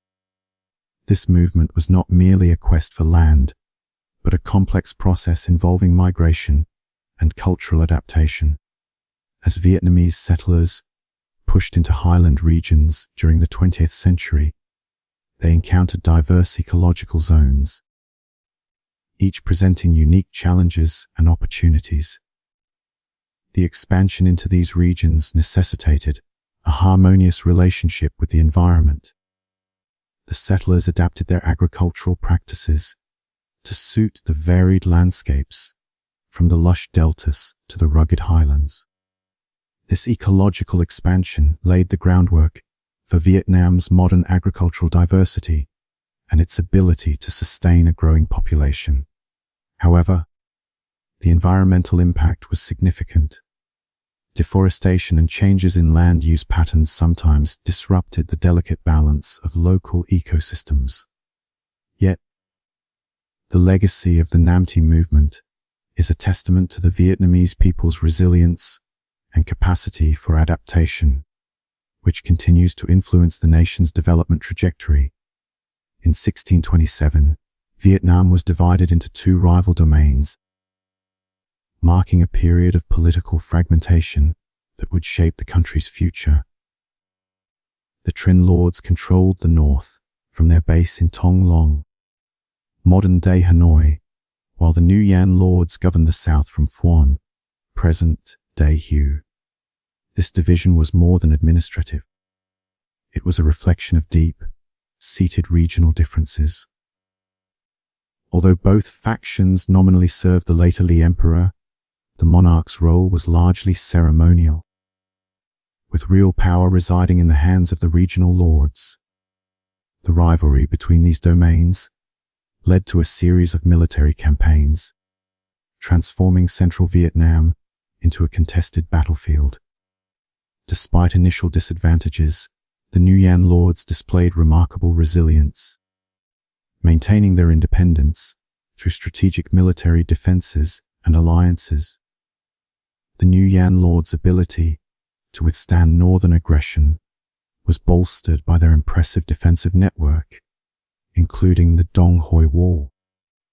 This massive fortification system stretched nearly 20 kilometers across central Vietnam's narrowest point. Built with the assistance of Portuguese military engineers, the wall incorporated both Eastern and Western defensive techniques, making it a formidable barrier against Trinh forces. Archaeological findings have revealed sophisticated construction methods, blending local craftsmanship with European military architecture. The Great Wall of Vietnam stands as a testament to the strategic innovation and collaboration that characterized this period of Vietnamese history. It highlights the complexities of military defense and the lengths to which the Nguyen lords went to preserve their autonomy. The prolonged division between the northern and southern domains led to distinct cultural and economic trajectories. The north, under Trinh control, adhered to Confucian orthodoxy, emphasizing a conservative scholar-bureaucrat system. This focus on tradition and ritual fostered a society deeply rooted in historical precedents and cultural formality. In contrast, the South, under Nguyen leadership, developed a more pragmatic and commercially oriented society. The Nguyen lords actively pursued international trade, transforming southern ports into vibrant centers of commerce. Japanese, Chinese, and later European merchants established thriving communities, bringing new ideas and technologies that fueled economic growth. Christian missionaries found a more tolerant environment in the South, facilitating cultural exchange and introducing Western knowledge. This openness to foreign influence marked a significant departure from the North's conservative stance, highlighting the cultural and economic divergence between the two regions. Despite their political differences, both the northern and southern domains experienced periods of cultural and literary flourishing. The rise of Chunhom culture, characterized by works written in an adapted Chinese script, played a crucial role in preserving Vietnamese cultural expressions. This era saw the emergence of distinct literary styles in poetry, history, and philosophy, reflecting the unique cultural landscapes of each region. While the North focused on traditional forms, the South embraced new ideas and influences, leading to a vibrant cultural renaissance. The literary achievements of this period not only enriched Vietnam's cultural heritage, but also served as a unifying force, bridging the gap between the divided domains. The preservation of Vietnamese identity through literature became a powerful tool in maintaining a sense of national cohesion amidst political fragmentation. The prolonged political division and military stalemate eventually took a toll on both societies. Resources were drained by continuous military expenditures, leading to increased corruption within the administrations. Peasant tax burdens grew heavier, resulting in sporadic uprisings and widespread dissatisfaction. By the mid-18th century, both the Trinh and Nguyen lords had become increasingly detached from the needs of the common people. Their focus on court intrigues and regional power struggles left a vacuum that was ripe for revolutionary sentiment, particularly in the central regions most affected by the division. It was from this environment of discontent that Vietnam's most unexpected heroes emerged. The three Tyson brothers, hailing from a mountain village, transformed from tax collectors into revolutionary leaders. Their remarkable talents and humble origins resonated with the oppressed masses, setting the stage for a movement that would reshape Vietnamese society. In examining the rich tapestry of Vietnam's ethnic diversity, political division, and cultural evolution, we uncover the intricate interplay of forces that have shaped the nation's history. Each thread in this tapestry tells a story of resilience, adaptation, and transformation, reflecting Vietnam's enduring spirit and its journey toward unity amidst diversity. As we continue to explore Vietnam's past, we gain a deeper understanding of the complex dynamics that have forged its modern identity. The uprising that ignited in Vietnam in 1771 was not merely a rebellion, it was a profound awakening of the Vietnamese spirit. For generations, the common people had endured oppression beneath the weight of feudal exploitation and corrupt governance. Their suffering, however, became the crucible in which a new destiny was forged. It was in this cauldron of discontent that three brothers emerged as unlikely heroes. The Tan brothers, with their roots deeply embedded in the soil of Vietnam, raised their banner against oppressive local officials. Their message resonated with the peasants, who had long suffered under the yoke of heavy taxation and exploitation at the hands of local bureaucrats. The brothers promised change, a new order that would prioritize the needs and dignity of ordinary Vietnamese people. Their rhetoric was simple yet potent, criticizing the failure of the existing systems and calling for a new era of justice. This narrative of hope and empowerment spread like wildfire, drawing thousands to their cause. The movement quickly expanded beyond its initial skirmishes with corrupt tax collectors. It transformed into a widespread revolt that challenged the entrenched feudal powers. In 1773, the capture of Quinh Nhan marked the first significant victory, establishing a power base that would fuel further conquests. By 1777, the Town forces had toppled the southern Nguyen regime, executing much of the royal family in a decisive strike. This momentum continued northward, culminating in 1786 with the capture of Hanoi and the overthrow of the entrenched Tren regime.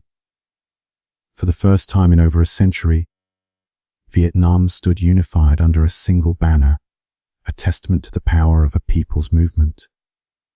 At the heart of this revolutionary movement was Nguyen Hua, the middle brother whose military genius became the stuff of legend.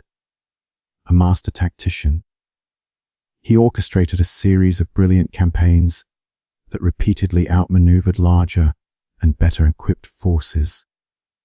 His strategies were characterized by innovation and adaptability, often employing unconventional tactics that caught enemies off guard.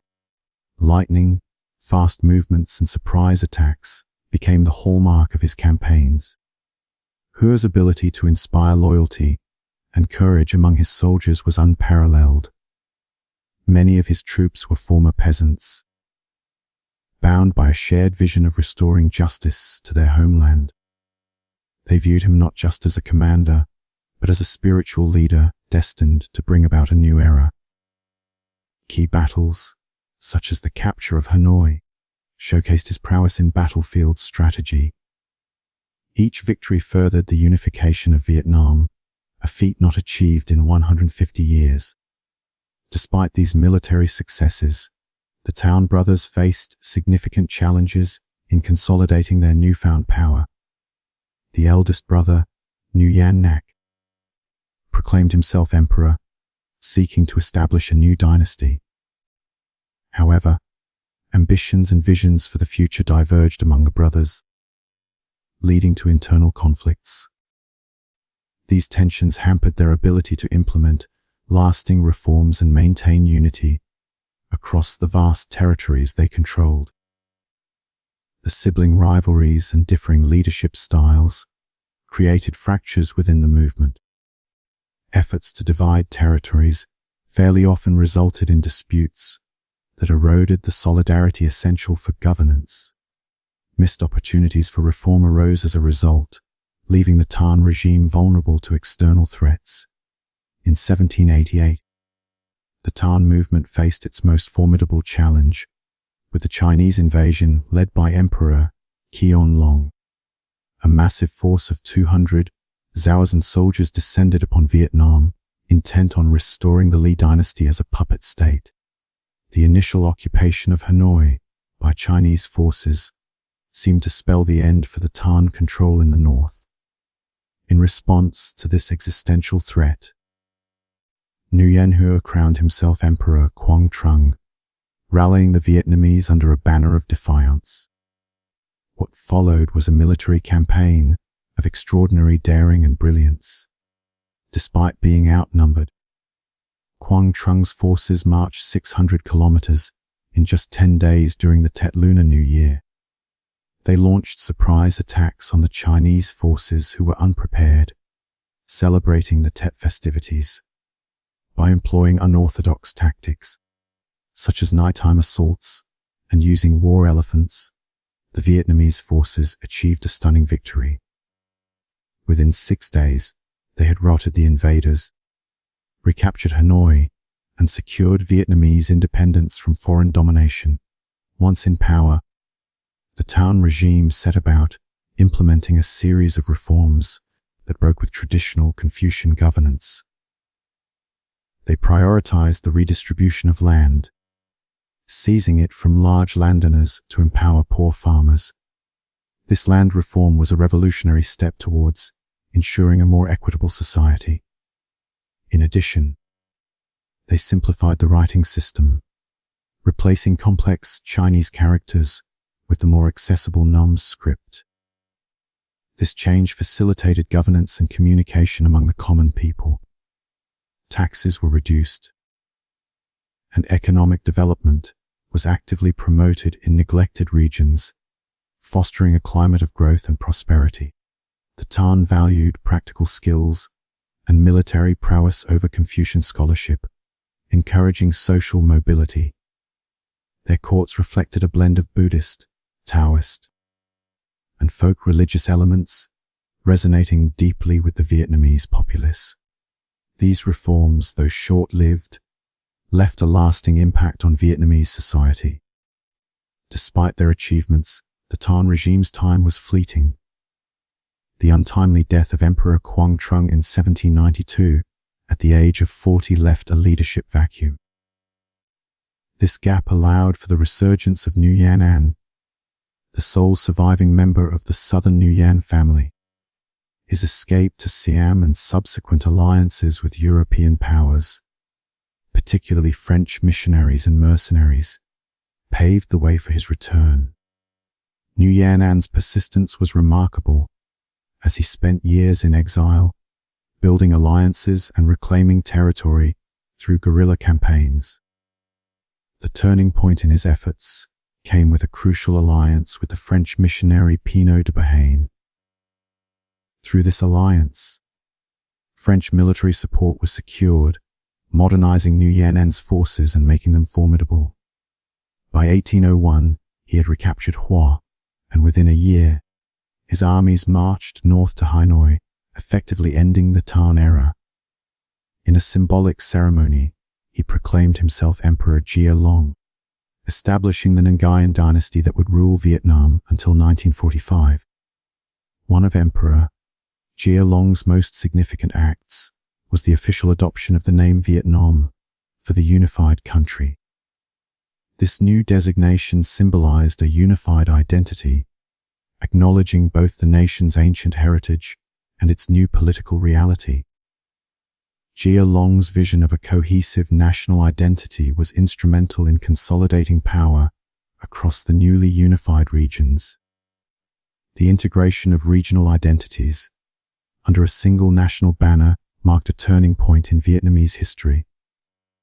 Though brief, the Tang dynasty's rule had a profound impact on Vietnam's history. Their reforms set the stage for future governance models, emphasizing social equity and practical skills. The cultural and social changes they introduced persisted beyond their rule, shaping modern Vietnamese identity. The Tang era is remembered for its bold defiance against foreign domination and its commitment to the empowerment of ordinary Vietnamese. Their legacy endures as a testament to the resilience and determination of a people united in the pursuit of justice and freedom. As we turn the page to the next chapter of Vietnam's history, we carry forward the lessons of courage, unity, and the unyielding spirit that defines this remarkable nation. The formal recognition of Vietnamese sovereignty by the King Court in China marked a pivotal moment in the history of Vietnam. This diplomatic victory not only reinforced the legitimacy of the Vietnamese state, but also elevated its standing in the regional geopolitics of East Asia. The recognition was a testament to the successful diplomacy of the Vietnamese court, which skillfully navigated the complex web of regional power dynamics. Understanding the historical context of Vietnamese-Chinese relations is crucial to appreciating the significance of this recognition. For centuries, Vietnam had been under varying degrees of Chinese influence, often viewed as a tributary state. However, the formal recognition marked a shift, acknowledging Vietnam as a sovereign entity with its own distinct identity. This was not merely a symbolic gesture. It had tangible implications for Vietnam's internal governance and its interactions with neighboring states. The recognition by China served as a diplomatic shield, deterring potential aggressors and reinforcing Vietnam's autonomy in the region. The Nguyen period was characterized by a dramatic reorganization of Vietnamese governance. Emperor Gia Long's vision for a modern state led to the division of Vietnam into 26 provinces, each with standardized administrative structures. This reorganization was accompanied by a comprehensive census, which provided a detailed understanding of the population and resources of the country. The implementation of a new tax system was another critical component of this transformation. These changes were not without challenges. The process of restructuring the governance system required overcoming resistance from traditional power holders who were wary of losing their influence. However, the long-term effects were profound. The standardized administrative structures facilitated more efficient governance and improved the delivery of public services. The census and tax system laid the foundation for a more equitable distribution of resources and a more sustainable economic model. One of the most enduring legacies of this period was the creation of the Gai Long Code. This 3-98 chapter legal document was a remarkable synthesis of Vietnamese customary law and Chinese Confucian principles. By integrating these diverse legal traditions, the Gai Long Code established a unified legal framework that would endure for decades. The influence of Confucianism on Vietnamese law was profound. Confucian principles emphasized hierarchy, duty, and moral conduct, values that resonated deeply with Vietnamese society. The Gai Long Code reflected these values, providing a legal foundation that supported social stability and cohesion. Comparing the Gai Long Code with other contemporary legal systems reveals its uniqueness. While many legal codes of the time were rigid and punitive, the Gai Long Code was notable for its emphasis on moral education and rehabilitation. Case studies of the code's application highlight its role in resolving disputes and maintaining social harmony. Under Emperor Gia Long's direction, Vietnam underwent a dramatic expansion of its physical infrastructure. The construction of the Mandarin Road was a monumental achievement. This 18,800 km highway connected Hanoi to Saigon, dramatically improving troop movements and commerce. The road was not only a military asset, but also a vital commercial artery that facilitated the flow of goods and ideas across the nation. In the Mekong Delta, a complex network of canals was constructed for transportation and agricultural irrigation. These projects required massive mobilizations of labor and innovative engineering solutions to overcome the challenges posed by the region's geography. The economic impact of these infrastructure projects was significant. By improving connectivity and access to markets, they stimulated trade and agriculture, laying the groundwork for Vietnam's economic development. The construction of the imperial city of Hue was perhaps the most visible symbol of the new dynasty. Begun in 1804, this massive complex covered over 500 hectares and took nearly 30 years to complete. Modeled after Beijing's Forbidden City, it incorporated distinctly Vietnamese elements, oriented according to geomantic principles. The Perfume River flowed before it, and the New Bean Mountains stood behind as a natural screen. The complex featured over 100 pavilions, temples, and palaces, surrounded by a 10-meter high wall and a moat over 30 meters wide. The architectural design of Hue reflected the cultural values and aspirations of the Vietnamese court. It was a testament to the dynasty's commitment to preserving its cultural heritage while embracing new influences. The imperial city served not only as a political center, but also as a cultural and spiritual heart of the nation. Despite these achievements, the seeds of future conflict were planted during this period. Emperor Jia Long's son and successor, Min Mang, intensified Confucian orthodoxy and grew increasingly suspicious of Western influences. Catholic missionaries, once allies of his father, faced new restrictions and eventually persecution. This cultural conservatism extended to trade policy, with the Nguyen court rejecting commercial overtures from European powers at precisely the moment when Western imperial ambitions in Asia were accelerating. This rejection of Western influence, intended to protect Vietnamese sovereignty, would ironically become the dynasty's fatal mistake. The clash between Confucian and Western ideologies was more than a philosophical debate. It had tangible impacts on Vietnam's cultural and economic policies, leading to increased isolation and vulnerability. Within decades, the powerful empire Jia Long built would face an existential threat. France's imperial designs on Vietnam began in earnest in 1858 with a naval attack on Da Nang. Though justified as protection for persecuted Catholics, France's true motivations were far more pragmatic. Establishing commercial footholds in Asia, securing strategic ports for its navy, and acquiring new markets for French goods were the real objectives.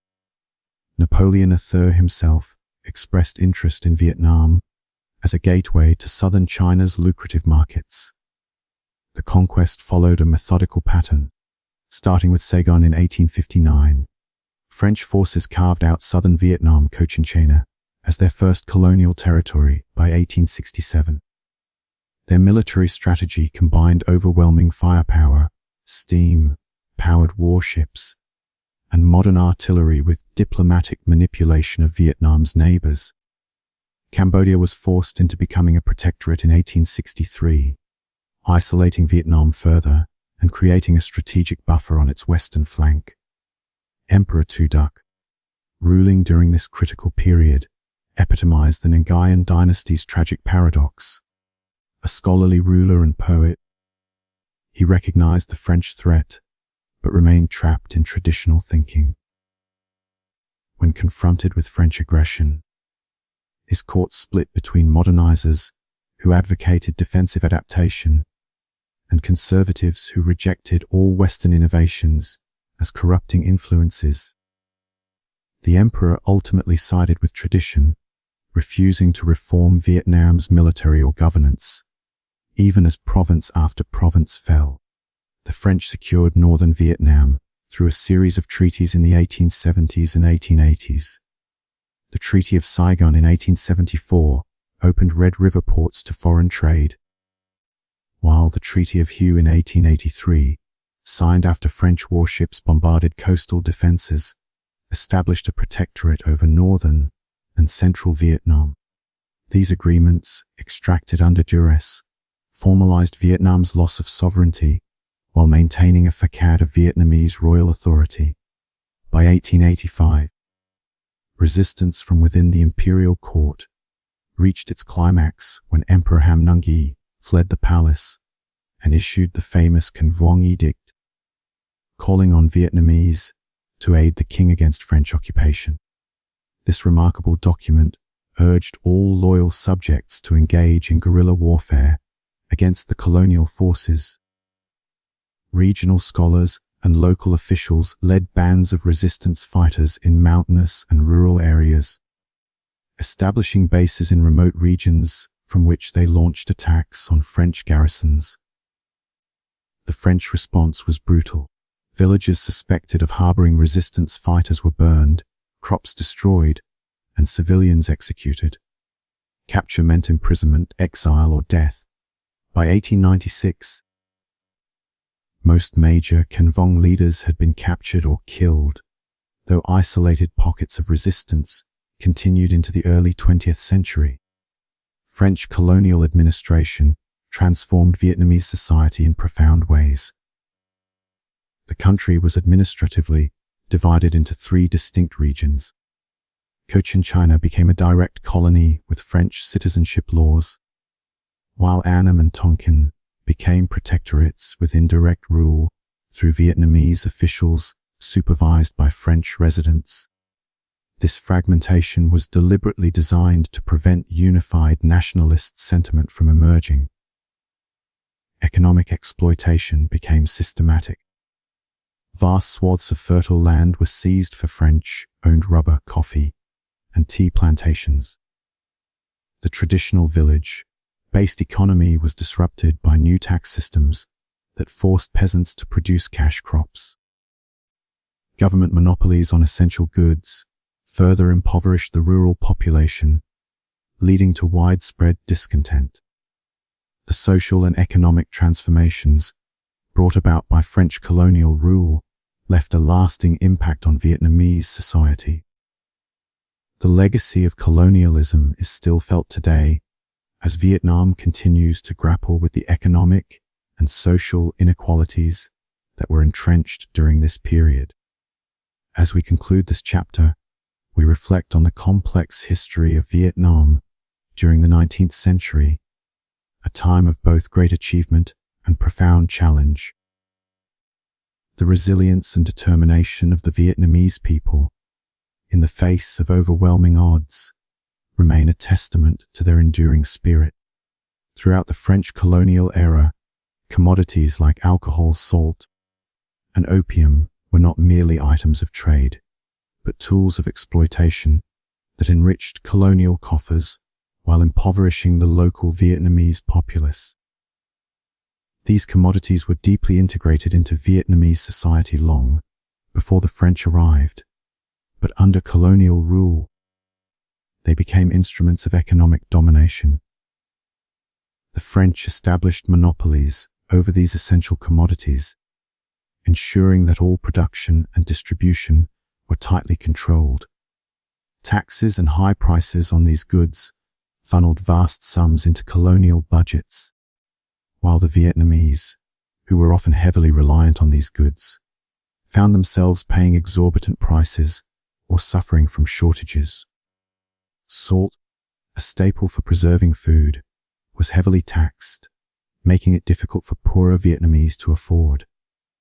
Alcohol and opium, though initially introduced as trade goods, became widespread due to French encouragement, leading to social issues such as addiction, which further destabilized traditional Vietnamese society. The monopoly system in colonial Vietnam was not unique. Across the globe, colonial powers used similar tactics to extract wealth from their territories, often leading to severe disruptions in local economies. In Vietnam, these practices resulted in a dual economy, where the French prospered while the Vietnamese struggled to survive.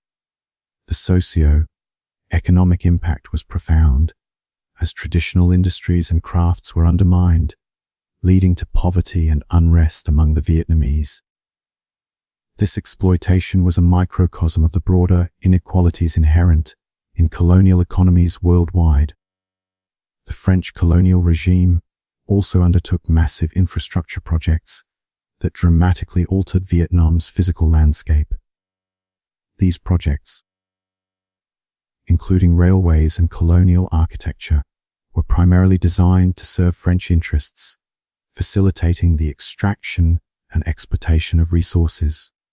Railways were laid down to connect resource-rich areas, such as mining regions, with major ports, ensuring that raw materials could be swiftly exported to France. This network of railways not only reshaped the geography of Vietnam, but also reinforced the economic dependency of the colony on its European masters. Furthermore, French colonial architecture transformed urban centers, particularly in major cities like Hanoi and Saigon. French-style boulevards, administrative buildings, and opulent villas were constructed, creating European enclaves that stood in stark contrast to the surrounding Vietnamese neighborhoods.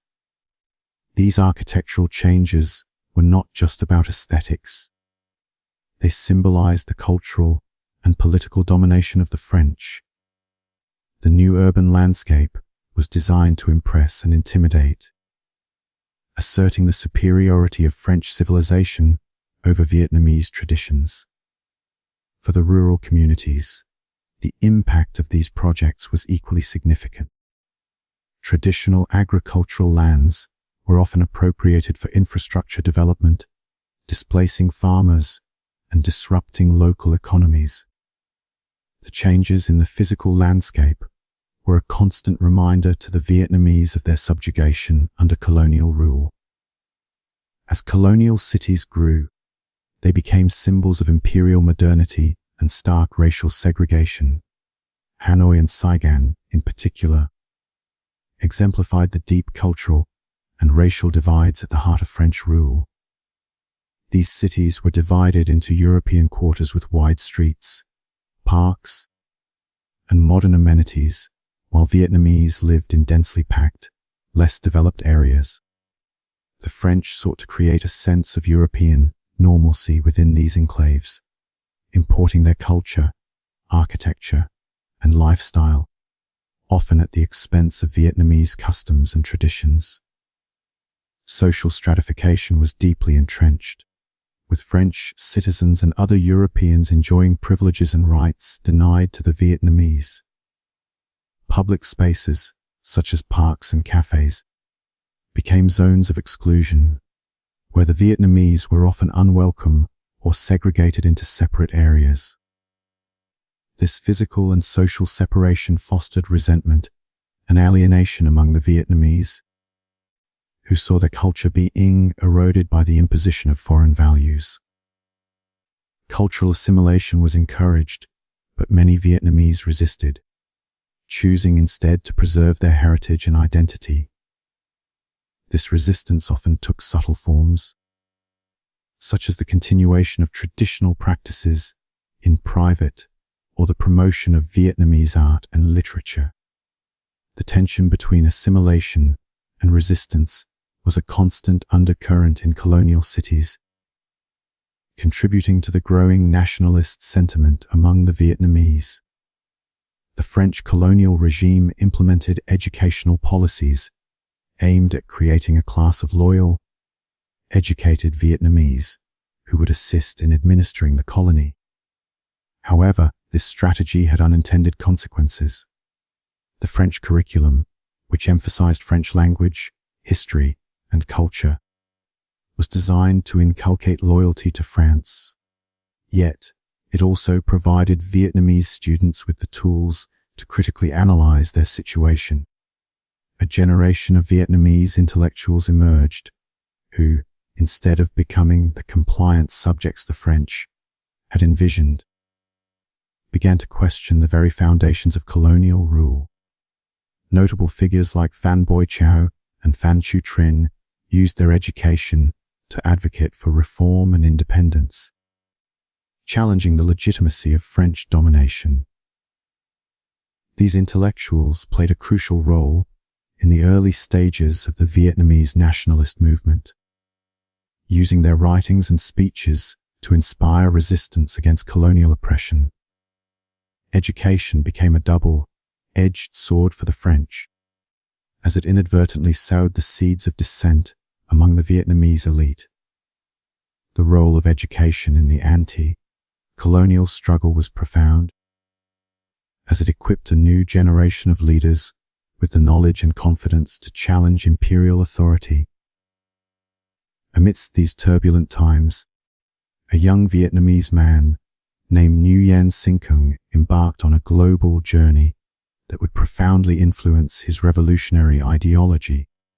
Born in 1890 in Ninh Giang Province, he witnessed firsthand the contradictions of colonial rule. In 1911, he left Vietnam, adopting the name Nguyen A Quoc, and began traveling the world, working various jobs aboard ships and in foreign lands.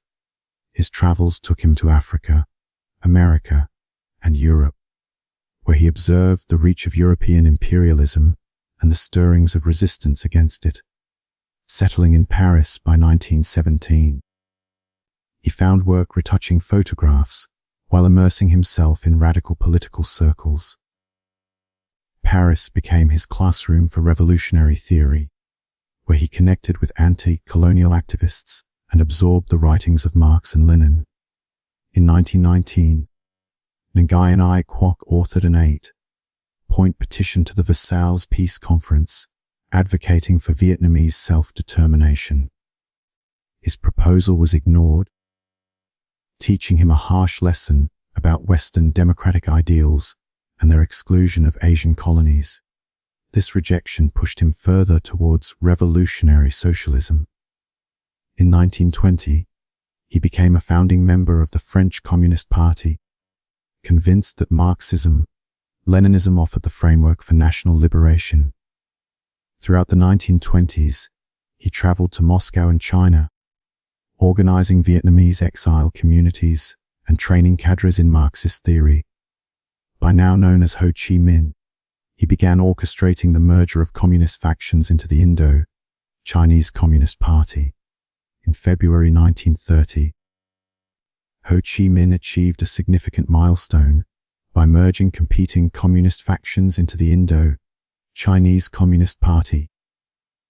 The ICP's founding program called for the overthrow of French imperialism and independence for Vietnam, resonating with both nationalist and class-based grievances. Unlike earlier resistance movements, the ICP combined sophisticated political organization with deep roots among peasants and urban workers. The party's demands for land confiscation and an 8-hour workday struck a chord with the Vietnamese people, who were wary of colonial exploitation.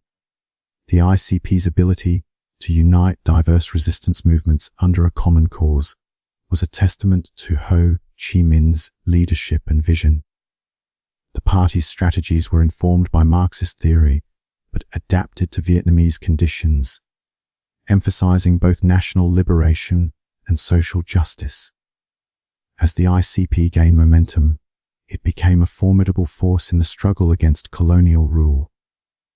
During this period, other nationalist movements also emerged, each contributing to the broader anti-colonial struggle. The Vietnam Quoc Dan Dang, modeled after China's Kuomintang, drew support from intellectuals and civil servants. Unlike the communists, they promoted modernizing nationalism without class revolution.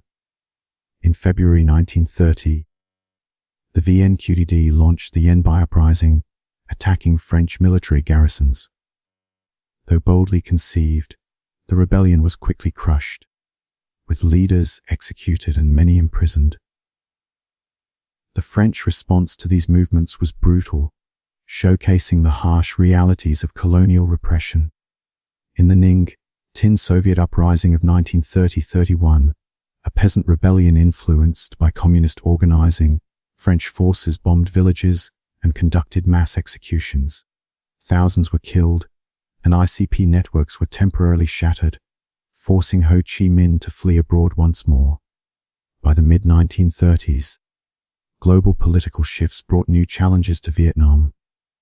In 1940, Japanese forces invaded French Indochina, seeking to control Asia's resources. This led to an unusual arrangement where the French colonial administration continued under Japanese oversight. This dual imperialism created a nightmarish scenario for the Vietnamese, who faced exploitation from two imperial powers simultaneously. The Japanese occupation further strained the Vietnamese economy and intensified the hardships faced by the population.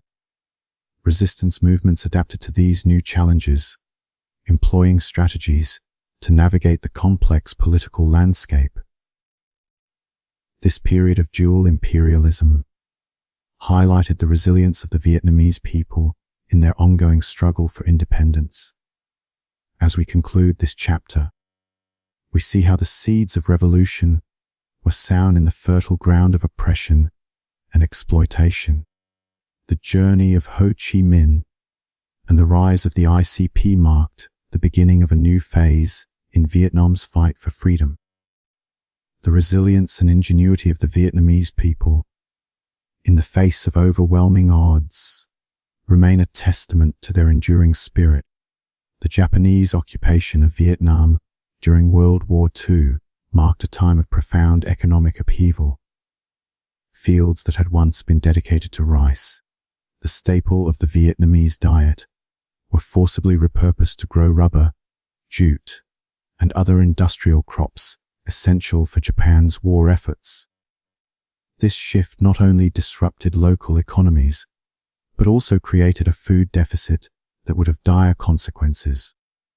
Farmers were coerced into selling their produce at depressed prices, often far below the cost of production, leaving them impoverished and unable to sustain their families.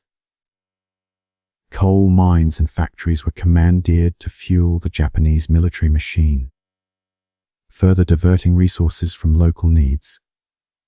This economic stranglehold, compounded by infrastructure disruptions and severe weather conditions, ultimately culminated in a devastating famine. The famine that struck northern Vietnam in 1944 and 1945 was one of the darkest periods in the nation's history. A combination of Japanese economic policies, natural disasters, and a breakdown in transportation networks led to catastrophic food shortages. The colonial administration, preoccupied with maintaining order, failed to provide effective relief, leaving millions to fend for themselves. As rice reserves were confiscated for military use, desperate villagers resorted to eating whatever they could find, including bark and leaves. The human toll was staggering. Over 2 million Vietnamese perished in less than a year, a tragedy that left deep scars and fueled anti-colonial sentiment. Eyewitness accounts of the famine describe scenes of unimaginable suffering, with entire communities wiped out and roads lined with the dead. The famine served as a poignant reminder of colonial neglect and galvanized the population towards revolution. Amidst this backdrop of suffering and discontent, Ho Chi Minh returned to Vietnam in 1941. After decades abroad, he established a base in the remote caves near the Chinese border, where he set about transforming the Indo-Chinese Communist Party into the Viet Minh, a broad coalition of nationalist groups united in their quest for independence. Unlike previous movements, the Viet Minh sought to build a parallel government, providing essential services like medical care and education to demonstrate their capacity for self-rule. Ho Chi Minh's leadership was instrumental in rallying support and forging alliances with various factions. His early life, marked by a dedication to revolutionary ideals and a deep understanding of international politics, influenced the strategies he employed in Vietnam. The Viet Minh's establishment of social programs helped gain popular support and laid the groundwork for future governance. In a remarkable twist, Ho Chi Minh found an unexpected ally in the United States during World War II. American intelligence officers, including OS agent Archimedes Patty, parachuted into Vietnam in 1945 to establish contact with Ho. This collaboration was born of necessity, as the Americans sought intelligence on Japanese troop movements in exchange for providing the Viet Minh with radio equipment, weapons, and medical supplies. Ho's pragmatic approach and fluency in English impressed his American counterparts, who were unaware that they were aiding a leader who would later challenge them on the global stage. This relationship highlighted the complexities of wartime alliances and foreshadowed future conflicts between the two nations. On August 15, 1945, the announcement of Japan's surrender sent shockwaves through Vietnam. This moment presented an unprecedented opportunity for the Viet Minh, who quickly mobilized to seize power. The August Revolution unfolded with astonishing speed and minimal violence, as Viet Minh forces took control of key cities and persuaded Emperor Bao Dai to abdicate. By the end of August, the Viet Minh had established control over Saigon, marking a significant turning point in Vietnam's struggle for independence. The culmination of these efforts came on September 2, 1945, when Ho Chi Minh addressed a massive crowd in Hanoi's Ba Dien Square. He declared Vietnam's independence, drawing upon the language of America's own founding documents to underscore the universal nature of their cause. The declaration was a bold assertion of Vietnam's sovereignty, though the path ahead would be fraught with challenges. The euphoria of independence was short-lived, as French colonial forces quickly moved to reassert control over Vietnam. The irony of a colonial power, newly liberated from Nazi occupation, seeking to deny the same freedom to Vietnam, was not lost on the international community. By November 1946, diplomatic efforts had failed, and hostilities erupted when French warships bombarded Haiphong Harbor, killing thousands. The Viet Minh responded by launching a nationwide campaign against French positions, marking the official start of the First Indochina War. This brutal conflict would last for 8 years, characterized by guerrilla warfare and the tenacity of the Vietnamese resistance.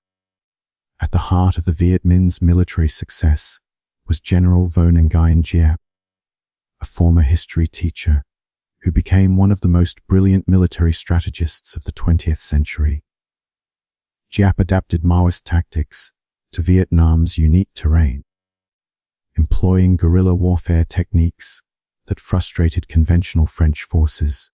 His strategies included the construction of extensive tunnel networks and supply routes, which later evolved into the legendary Ho Chi Minh Trail.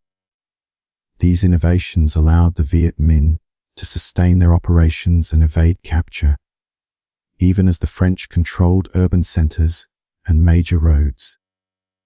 Giap's leadership was instrumental in maintaining the morale and cohesion of the resistance movement. As the Cold War intensified, Vietnam's struggle for independence became enmeshed in the broader geopolitical struggle between East and West. The United States, adhering to the domino theory, viewed the success of communism in Vietnam as a threat to global stability. This perspective shaped American policy and ultimately led to deeper involvement in the region. International alliances shifted, and Vietnam found itself at the center of a global conflict that extended beyond its borders. The quest for independence became intertwined with ideological battles that would shape the course of history. As we conclude this chapter, we reflect on the resilience and determination of the Vietnamese people in their fight for freedom. Despite overwhelming challenges, their unwavering spirit and strategic acumen enabled them to challenge colonial powers and assert their sovereignty. The seeds of revolution sown during this tumultuous period would bear fruit in the years to come, setting the stage for the next phase in Vietnam's journey towards self-determination. The conflict in Vietnam emerged as a significant theater for the global struggle between communism and democracy during the Cold War. The ideological clash was emblematic of the broader confrontation between the United States and the Communist bloc, led by the Soviet Union and newly communist China. In 1950, China began providing substantial military and logistical support to the Viet Minh, recognizing the potential to expand its influence in Southeast Asia. Meanwhile, the United States, driven by the containment theory, which posited that the spread of communism needed to be halted, provided increasing financial and military support to the French colonial effort. American policymakers viewed the situation through the lens of the domino theory, fearing that the fall of Vietnam to communism would precipitate the collapse of other Southeast Asian countries into the communist sphere. This belief was not merely theoretical, but deeply rooted in the geopolitical strategies of the time, driving the United States toward deeper involvement in Vietnam. By 1953, the conflict had reached a bloody stalemate. French forces maintained control over the urban centers and the vital Red River Delta, while the Viet Minh commanded the countryside and the more remote mountainous regions. The war effort proved to be a significant drain on French resources and morale, with the French public growing increasingly disillusioned with the distant conflict that seemed to offer little hope for a decisive victory. In a bid to break the stalemate and secure a decisive military victory, French commanders devised Operation Castor. This strategy aimed to establish a fortified base in the remote northwestern valley of Dien Bien Phu, near the border with Laos. The plan was to cut the Viet Minh's supply lines to Laos and draw them into a conventional battle, where superior French firepower would presumably prevail. Elite French paratroopers were dropped into the valley in November 1953, quickly securing a village and its airstrip. However, the French strategy was based on a gross underestimation of the Viet Minh's capabilities. In an extraordinary logistical effort, thousands of Vietnamese volunteers transported heavy artillery, including 105 Mirov howitzers, across seemingly impassable mountain terrain. The determination and ingenuity of these forces, often moving under the cover of darkness to avoid detection, enabled them to surround the French garrison. By late January 1954, the French found themselves besieged, with Viet Minh artillery positioned on the surrounding hills. The siege began on March 13th and lasted 57 grueling days. French reinforcements parachuted into an ever-shrinking perimeter, facing constant bombardment. By early May, with monsoon rains turning the battlefield into a muddy quagmire, the French forces at Dien Bien Phu surrendered. This defeat forced France to the negotiating table, leading to the Geneva Accords. The Geneva Accords of July 1954 marked a significant turning point in Vietnam's history. While the military victory at Dien Bien Phu was a triumph for Vietnam, the political outcome was bittersweet. The Accords temporarily divided Vietnam at the 17th parallel, with the North governed by Ho Chi Minh's communist government and the South initially under the administration of the former emperor, Bao Dai. This division was intended to be temporary, with nationwide elections scheduled for 1956 to determine the country's future leadership. However, the United States, wary of the spread of communism, supported the rise of Ngo Dinh Diem as the Prime Minister of South Vietnam. Diem, an ardent anti-communist, quickly consolidated power, deposing Bao Dai through a fraudulent referendum and establishing himself as President of the Republic of Vietnam in 1955. Diem's government refused to participate in the national elections, mandated by the Geneva Accords, cementing the division of Vietnam into two rival states. Ngo Dinh Diem's rise to power was marked by significant political turmoil and social unrest. With American backing, Diem implemented policies that favored his Catholic supporters, who comprised a minority of the population. This preferential treatment extended to government positions, military promotions, and economic opportunities, alienating the Buddhist majority and other groups within South Vietnamese society. Diem's authoritarian rule was characterized by a harsh crackdown on dissent. His government imprisoned, tortured, and executed suspected communists and political opponents under the draconian provisions of Law 10,059, which established military tribunals for political offenses. By 1960, over 50,000 people had been imprisoned, further fueling resistance against his regime. Diem's policies extended beyond political repression to controversial land reforms and social engineering efforts. His government reversed the land redistribution efforts initiated by the Viet Minh, returning property to large landowners and forcing peasants to pay back rent from the period of revolutionary administration. The Strategic Hamlet Program, initially conceived as the Agraville Program, forcibly relocated rural villages into fortified settlements. These settlements were surrounded by moats, barbed wire, and bamboo spikes, ostensibly to protect villagers from Viet Minh influence. However, the program disrupted traditional village life, severing people from their ancestral lands and family graves, which held deep cultural significance. This alienation fostered resentment and opposition to Diem's regime. As one peasant poignantly remarked to an American observer, "They make us leave our homes, our gardens, the tombs of our ancestors.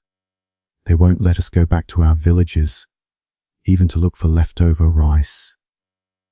In response to Diem's oppressive policies, former Viet Minh cadres and other disaffected groups began to organize resistance efforts in the South.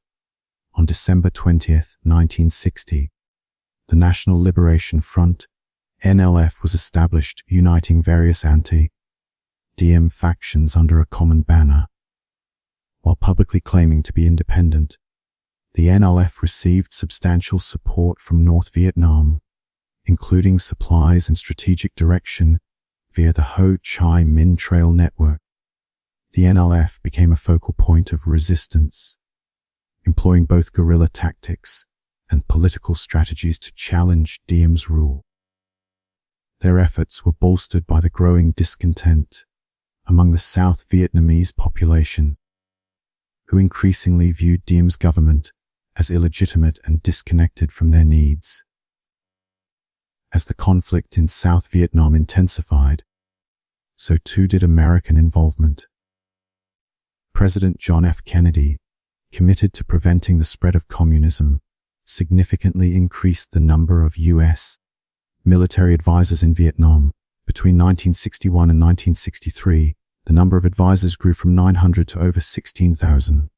U.S. Special Forces trained South Vietnamese troops, while the CIA worked with ethnic minorities in the Central Highlands.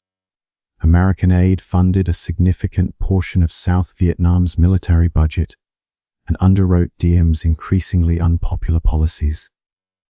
Despite these efforts, the situation in South Vietnam continued to deteriorate. Diem's regime faced mounting opposition, and the U.S.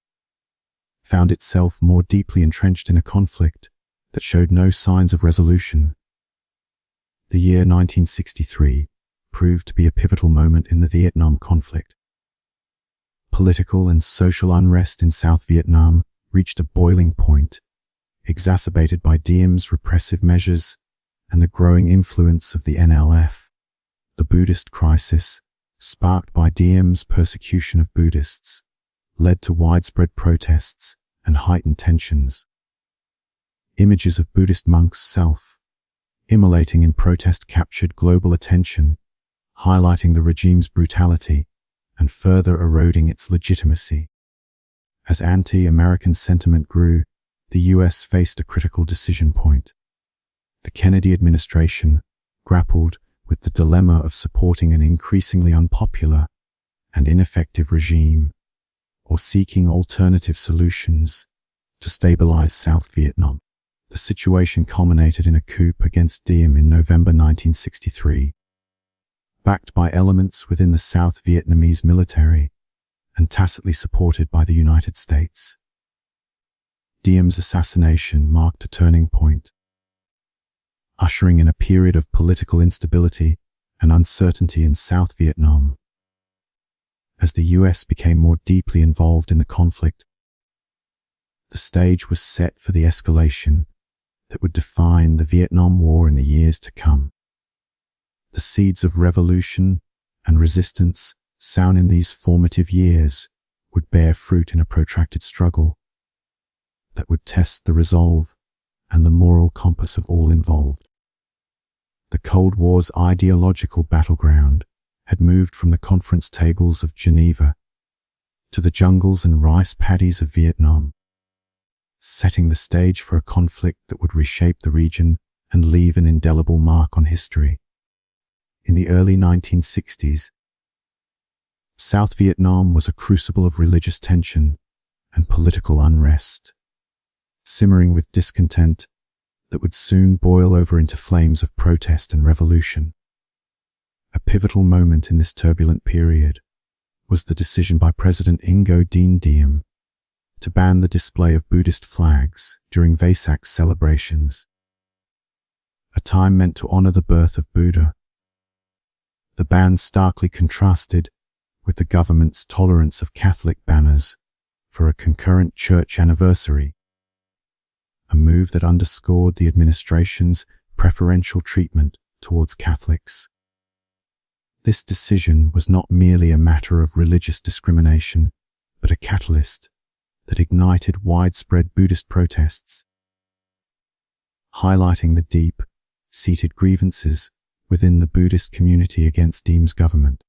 The climax of these protests was marked by the tragic self-immolation of Thich Quang Duc, a 73-year-old monk who, in a powerful act of protest, set himself aflame at a busy Saigon intersection.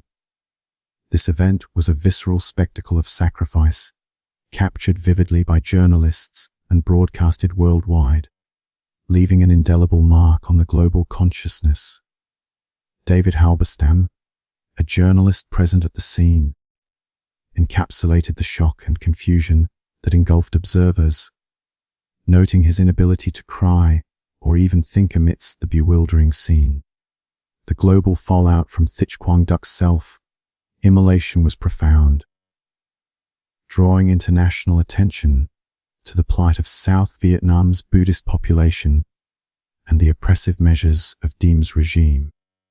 The media played a pivotal role in shaping international perceptions, with graphic images and reports highlighting the religious tensions and galvanizing support for the Buddhist cause. As the world watched, the situation in Vietnam became a symbol of broader struggles for religious freedom and human rights, casting a harsh light on the Diem administration's policies. The escalating protests and international scrutiny put immense pressure on Diem's government, straining its relationship with its principal ally, the United States. American officials, increasingly frustrated with Diem's leadership and his failure to stabilize the country, began to reconsider their support for his regime. In a series of covert discussions, South Vietnamese generals received tacit approval from the US to initiate a coup d'état, marking a turning point in Vietnam's political landscape. On November 1, 1963, military forces executed the coup, overthrowing Diem and his brother, Ngo Dinh Nhu. The coup culminated in their assassination the following day, despite assurances of safe passage. a grim reminder of the volatile nature of political alliances and power struggles. This abrupt change in leadership plunged South Vietnam into chaos, with a succession of unstable governments further eroding the country's political foundation. The implications of Diem's assassination were far-reaching, reshaping U.S.-Vietnam relations and setting the stage for deeper American involvement in the region. The strategic interests of the United States in Vietnam were laid bare as the country sought to contain the spread of communism in Southeast Asia, guided by the domino theory that posited the fall of one nation to communism would precipitate the fall of its neighbors. The involvement of the CIA and other American agencies in orchestrating the coup highlighted the complex interplay of international politics and the lengths to which the United States was willing to go to maintain its influence in the region. Following the coup, the political instability in South Vietnam continued to deteriorate, creating a power vacuum that allowed the Viet Cong to expand their control over rural areas. Faced with the prospect of South Vietnam's imminent collapse, President Lyndon Johnson decided to abandon the pretense of a limited advisory role and commit American ground forces to the conflict. This marked a significant escalation in U.S. military involvement, with over 200,000 American troops deployed within months, a number that would swell to more than 500,000 by 1968. The shift from advisory roles to full military engagement was driven by a combination of strategic interests and domestic pressures, as the U.S. sought to prevent a communist takeover of Vietnam. Operation Rolling Thunder, a sustained bombing campaign against North Vietnam, exemplified the military strategies employed, with the aim of crippling the enemy's infrastructure and breaking their will to fight. The Gulf of Tonkin incident served as a catalyst for this escalation, with the U.S. Congress passing the Gulf of Tonkin Resolution, granting President Johnson broad military powers to combat the perceived communist threat. Public opinion in the U.S. regarding military escalation was initially supportive, fueled by Cold War anxieties and the fear of communism spreading unchecked. However, as the war dragged on and the human costs mounted, public sentiment began to shift, with growing disillusionment and anti-war protests becoming increasingly mainstream. The American military brought overwhelming firepower to bear in Vietnam, employing advanced technologies and tactics to combat the elusive enemy. B-52 bombers bombed suspected enemy territories, while helicopter gunships strafed jungle canopies in search of Viet Cong fighters. Chemical defoliants like Agent Orange were used extensively to strip away the dense vegetation that concealed the enemy, devastating ecosystems and causing long-term health effects for both the Vietnamese population and American soldiers. The environmental and health impacts of chemical warfare were profound, with millions of acres of forest and farmland destroyed, leading to birth defects and cancers that persist to this day. Against this technological onslaught, North Vietnamese forces and their southern allies relied on guerrilla warfare, utilizing their intimate knowledge of the terrain to their advantage. The Cu Chi Tunnel complex near Saigon exemplified this approach, a 250-kilometer labyrinth of underground passages housing hospitals, storage facilities, and command centers, sometimes directly beneath American bases. American soldiers, known as tunnel rats, were forced to crawl through these claustrophobic passages, armed with only a pistol and flashlight, facing booby traps and enemy fighters in pitch darkness. The psychological impact on soldiers was immense, with the constant threat of ambushes and the harrowing conditions of tunnel warfare. taking a toll on their morale and mental health. The war's pivotal moment came in January 1968, during the Lunar New Year celebration of Tet, when communist forces launched coordinated attacks on more than 100 cities and towns across South Vietnam. The Tet offensive caught U.S. forces completely by surprise, with the assault on the U.S. Embassy in Saigon particularly shocking, as guerrillas briefly penetrated America's symbolic fortress in Vietnam. Though the offensive ultimately failed militarily, with communist forces suffering devastating casualties, the psychological impact was profound. CBS News anchor Walter Cronkite, the most trusted man in America, returned from Vietnam and told viewers that the bloody experience of Vietnam seemed now more certain than ever to end in a stalemate. Cronkite's assessment reflected growing disillusionment at home, where anti-war protests became increasingly mainstream, fueled by the human toll of the conflict and the seemingly endless cycle of violence. As the Vietnam War unfolded, it became a crucible of moral and humanitarian concerns, challenging the world's perception of justice and the limits of power. The events that transpired in this era left an indelible mark on history, shaping the course of nations and the lives of countless individuals. The flames of protest and the shadows of war would continue to resonate, shaping the future of Vietnam and the world.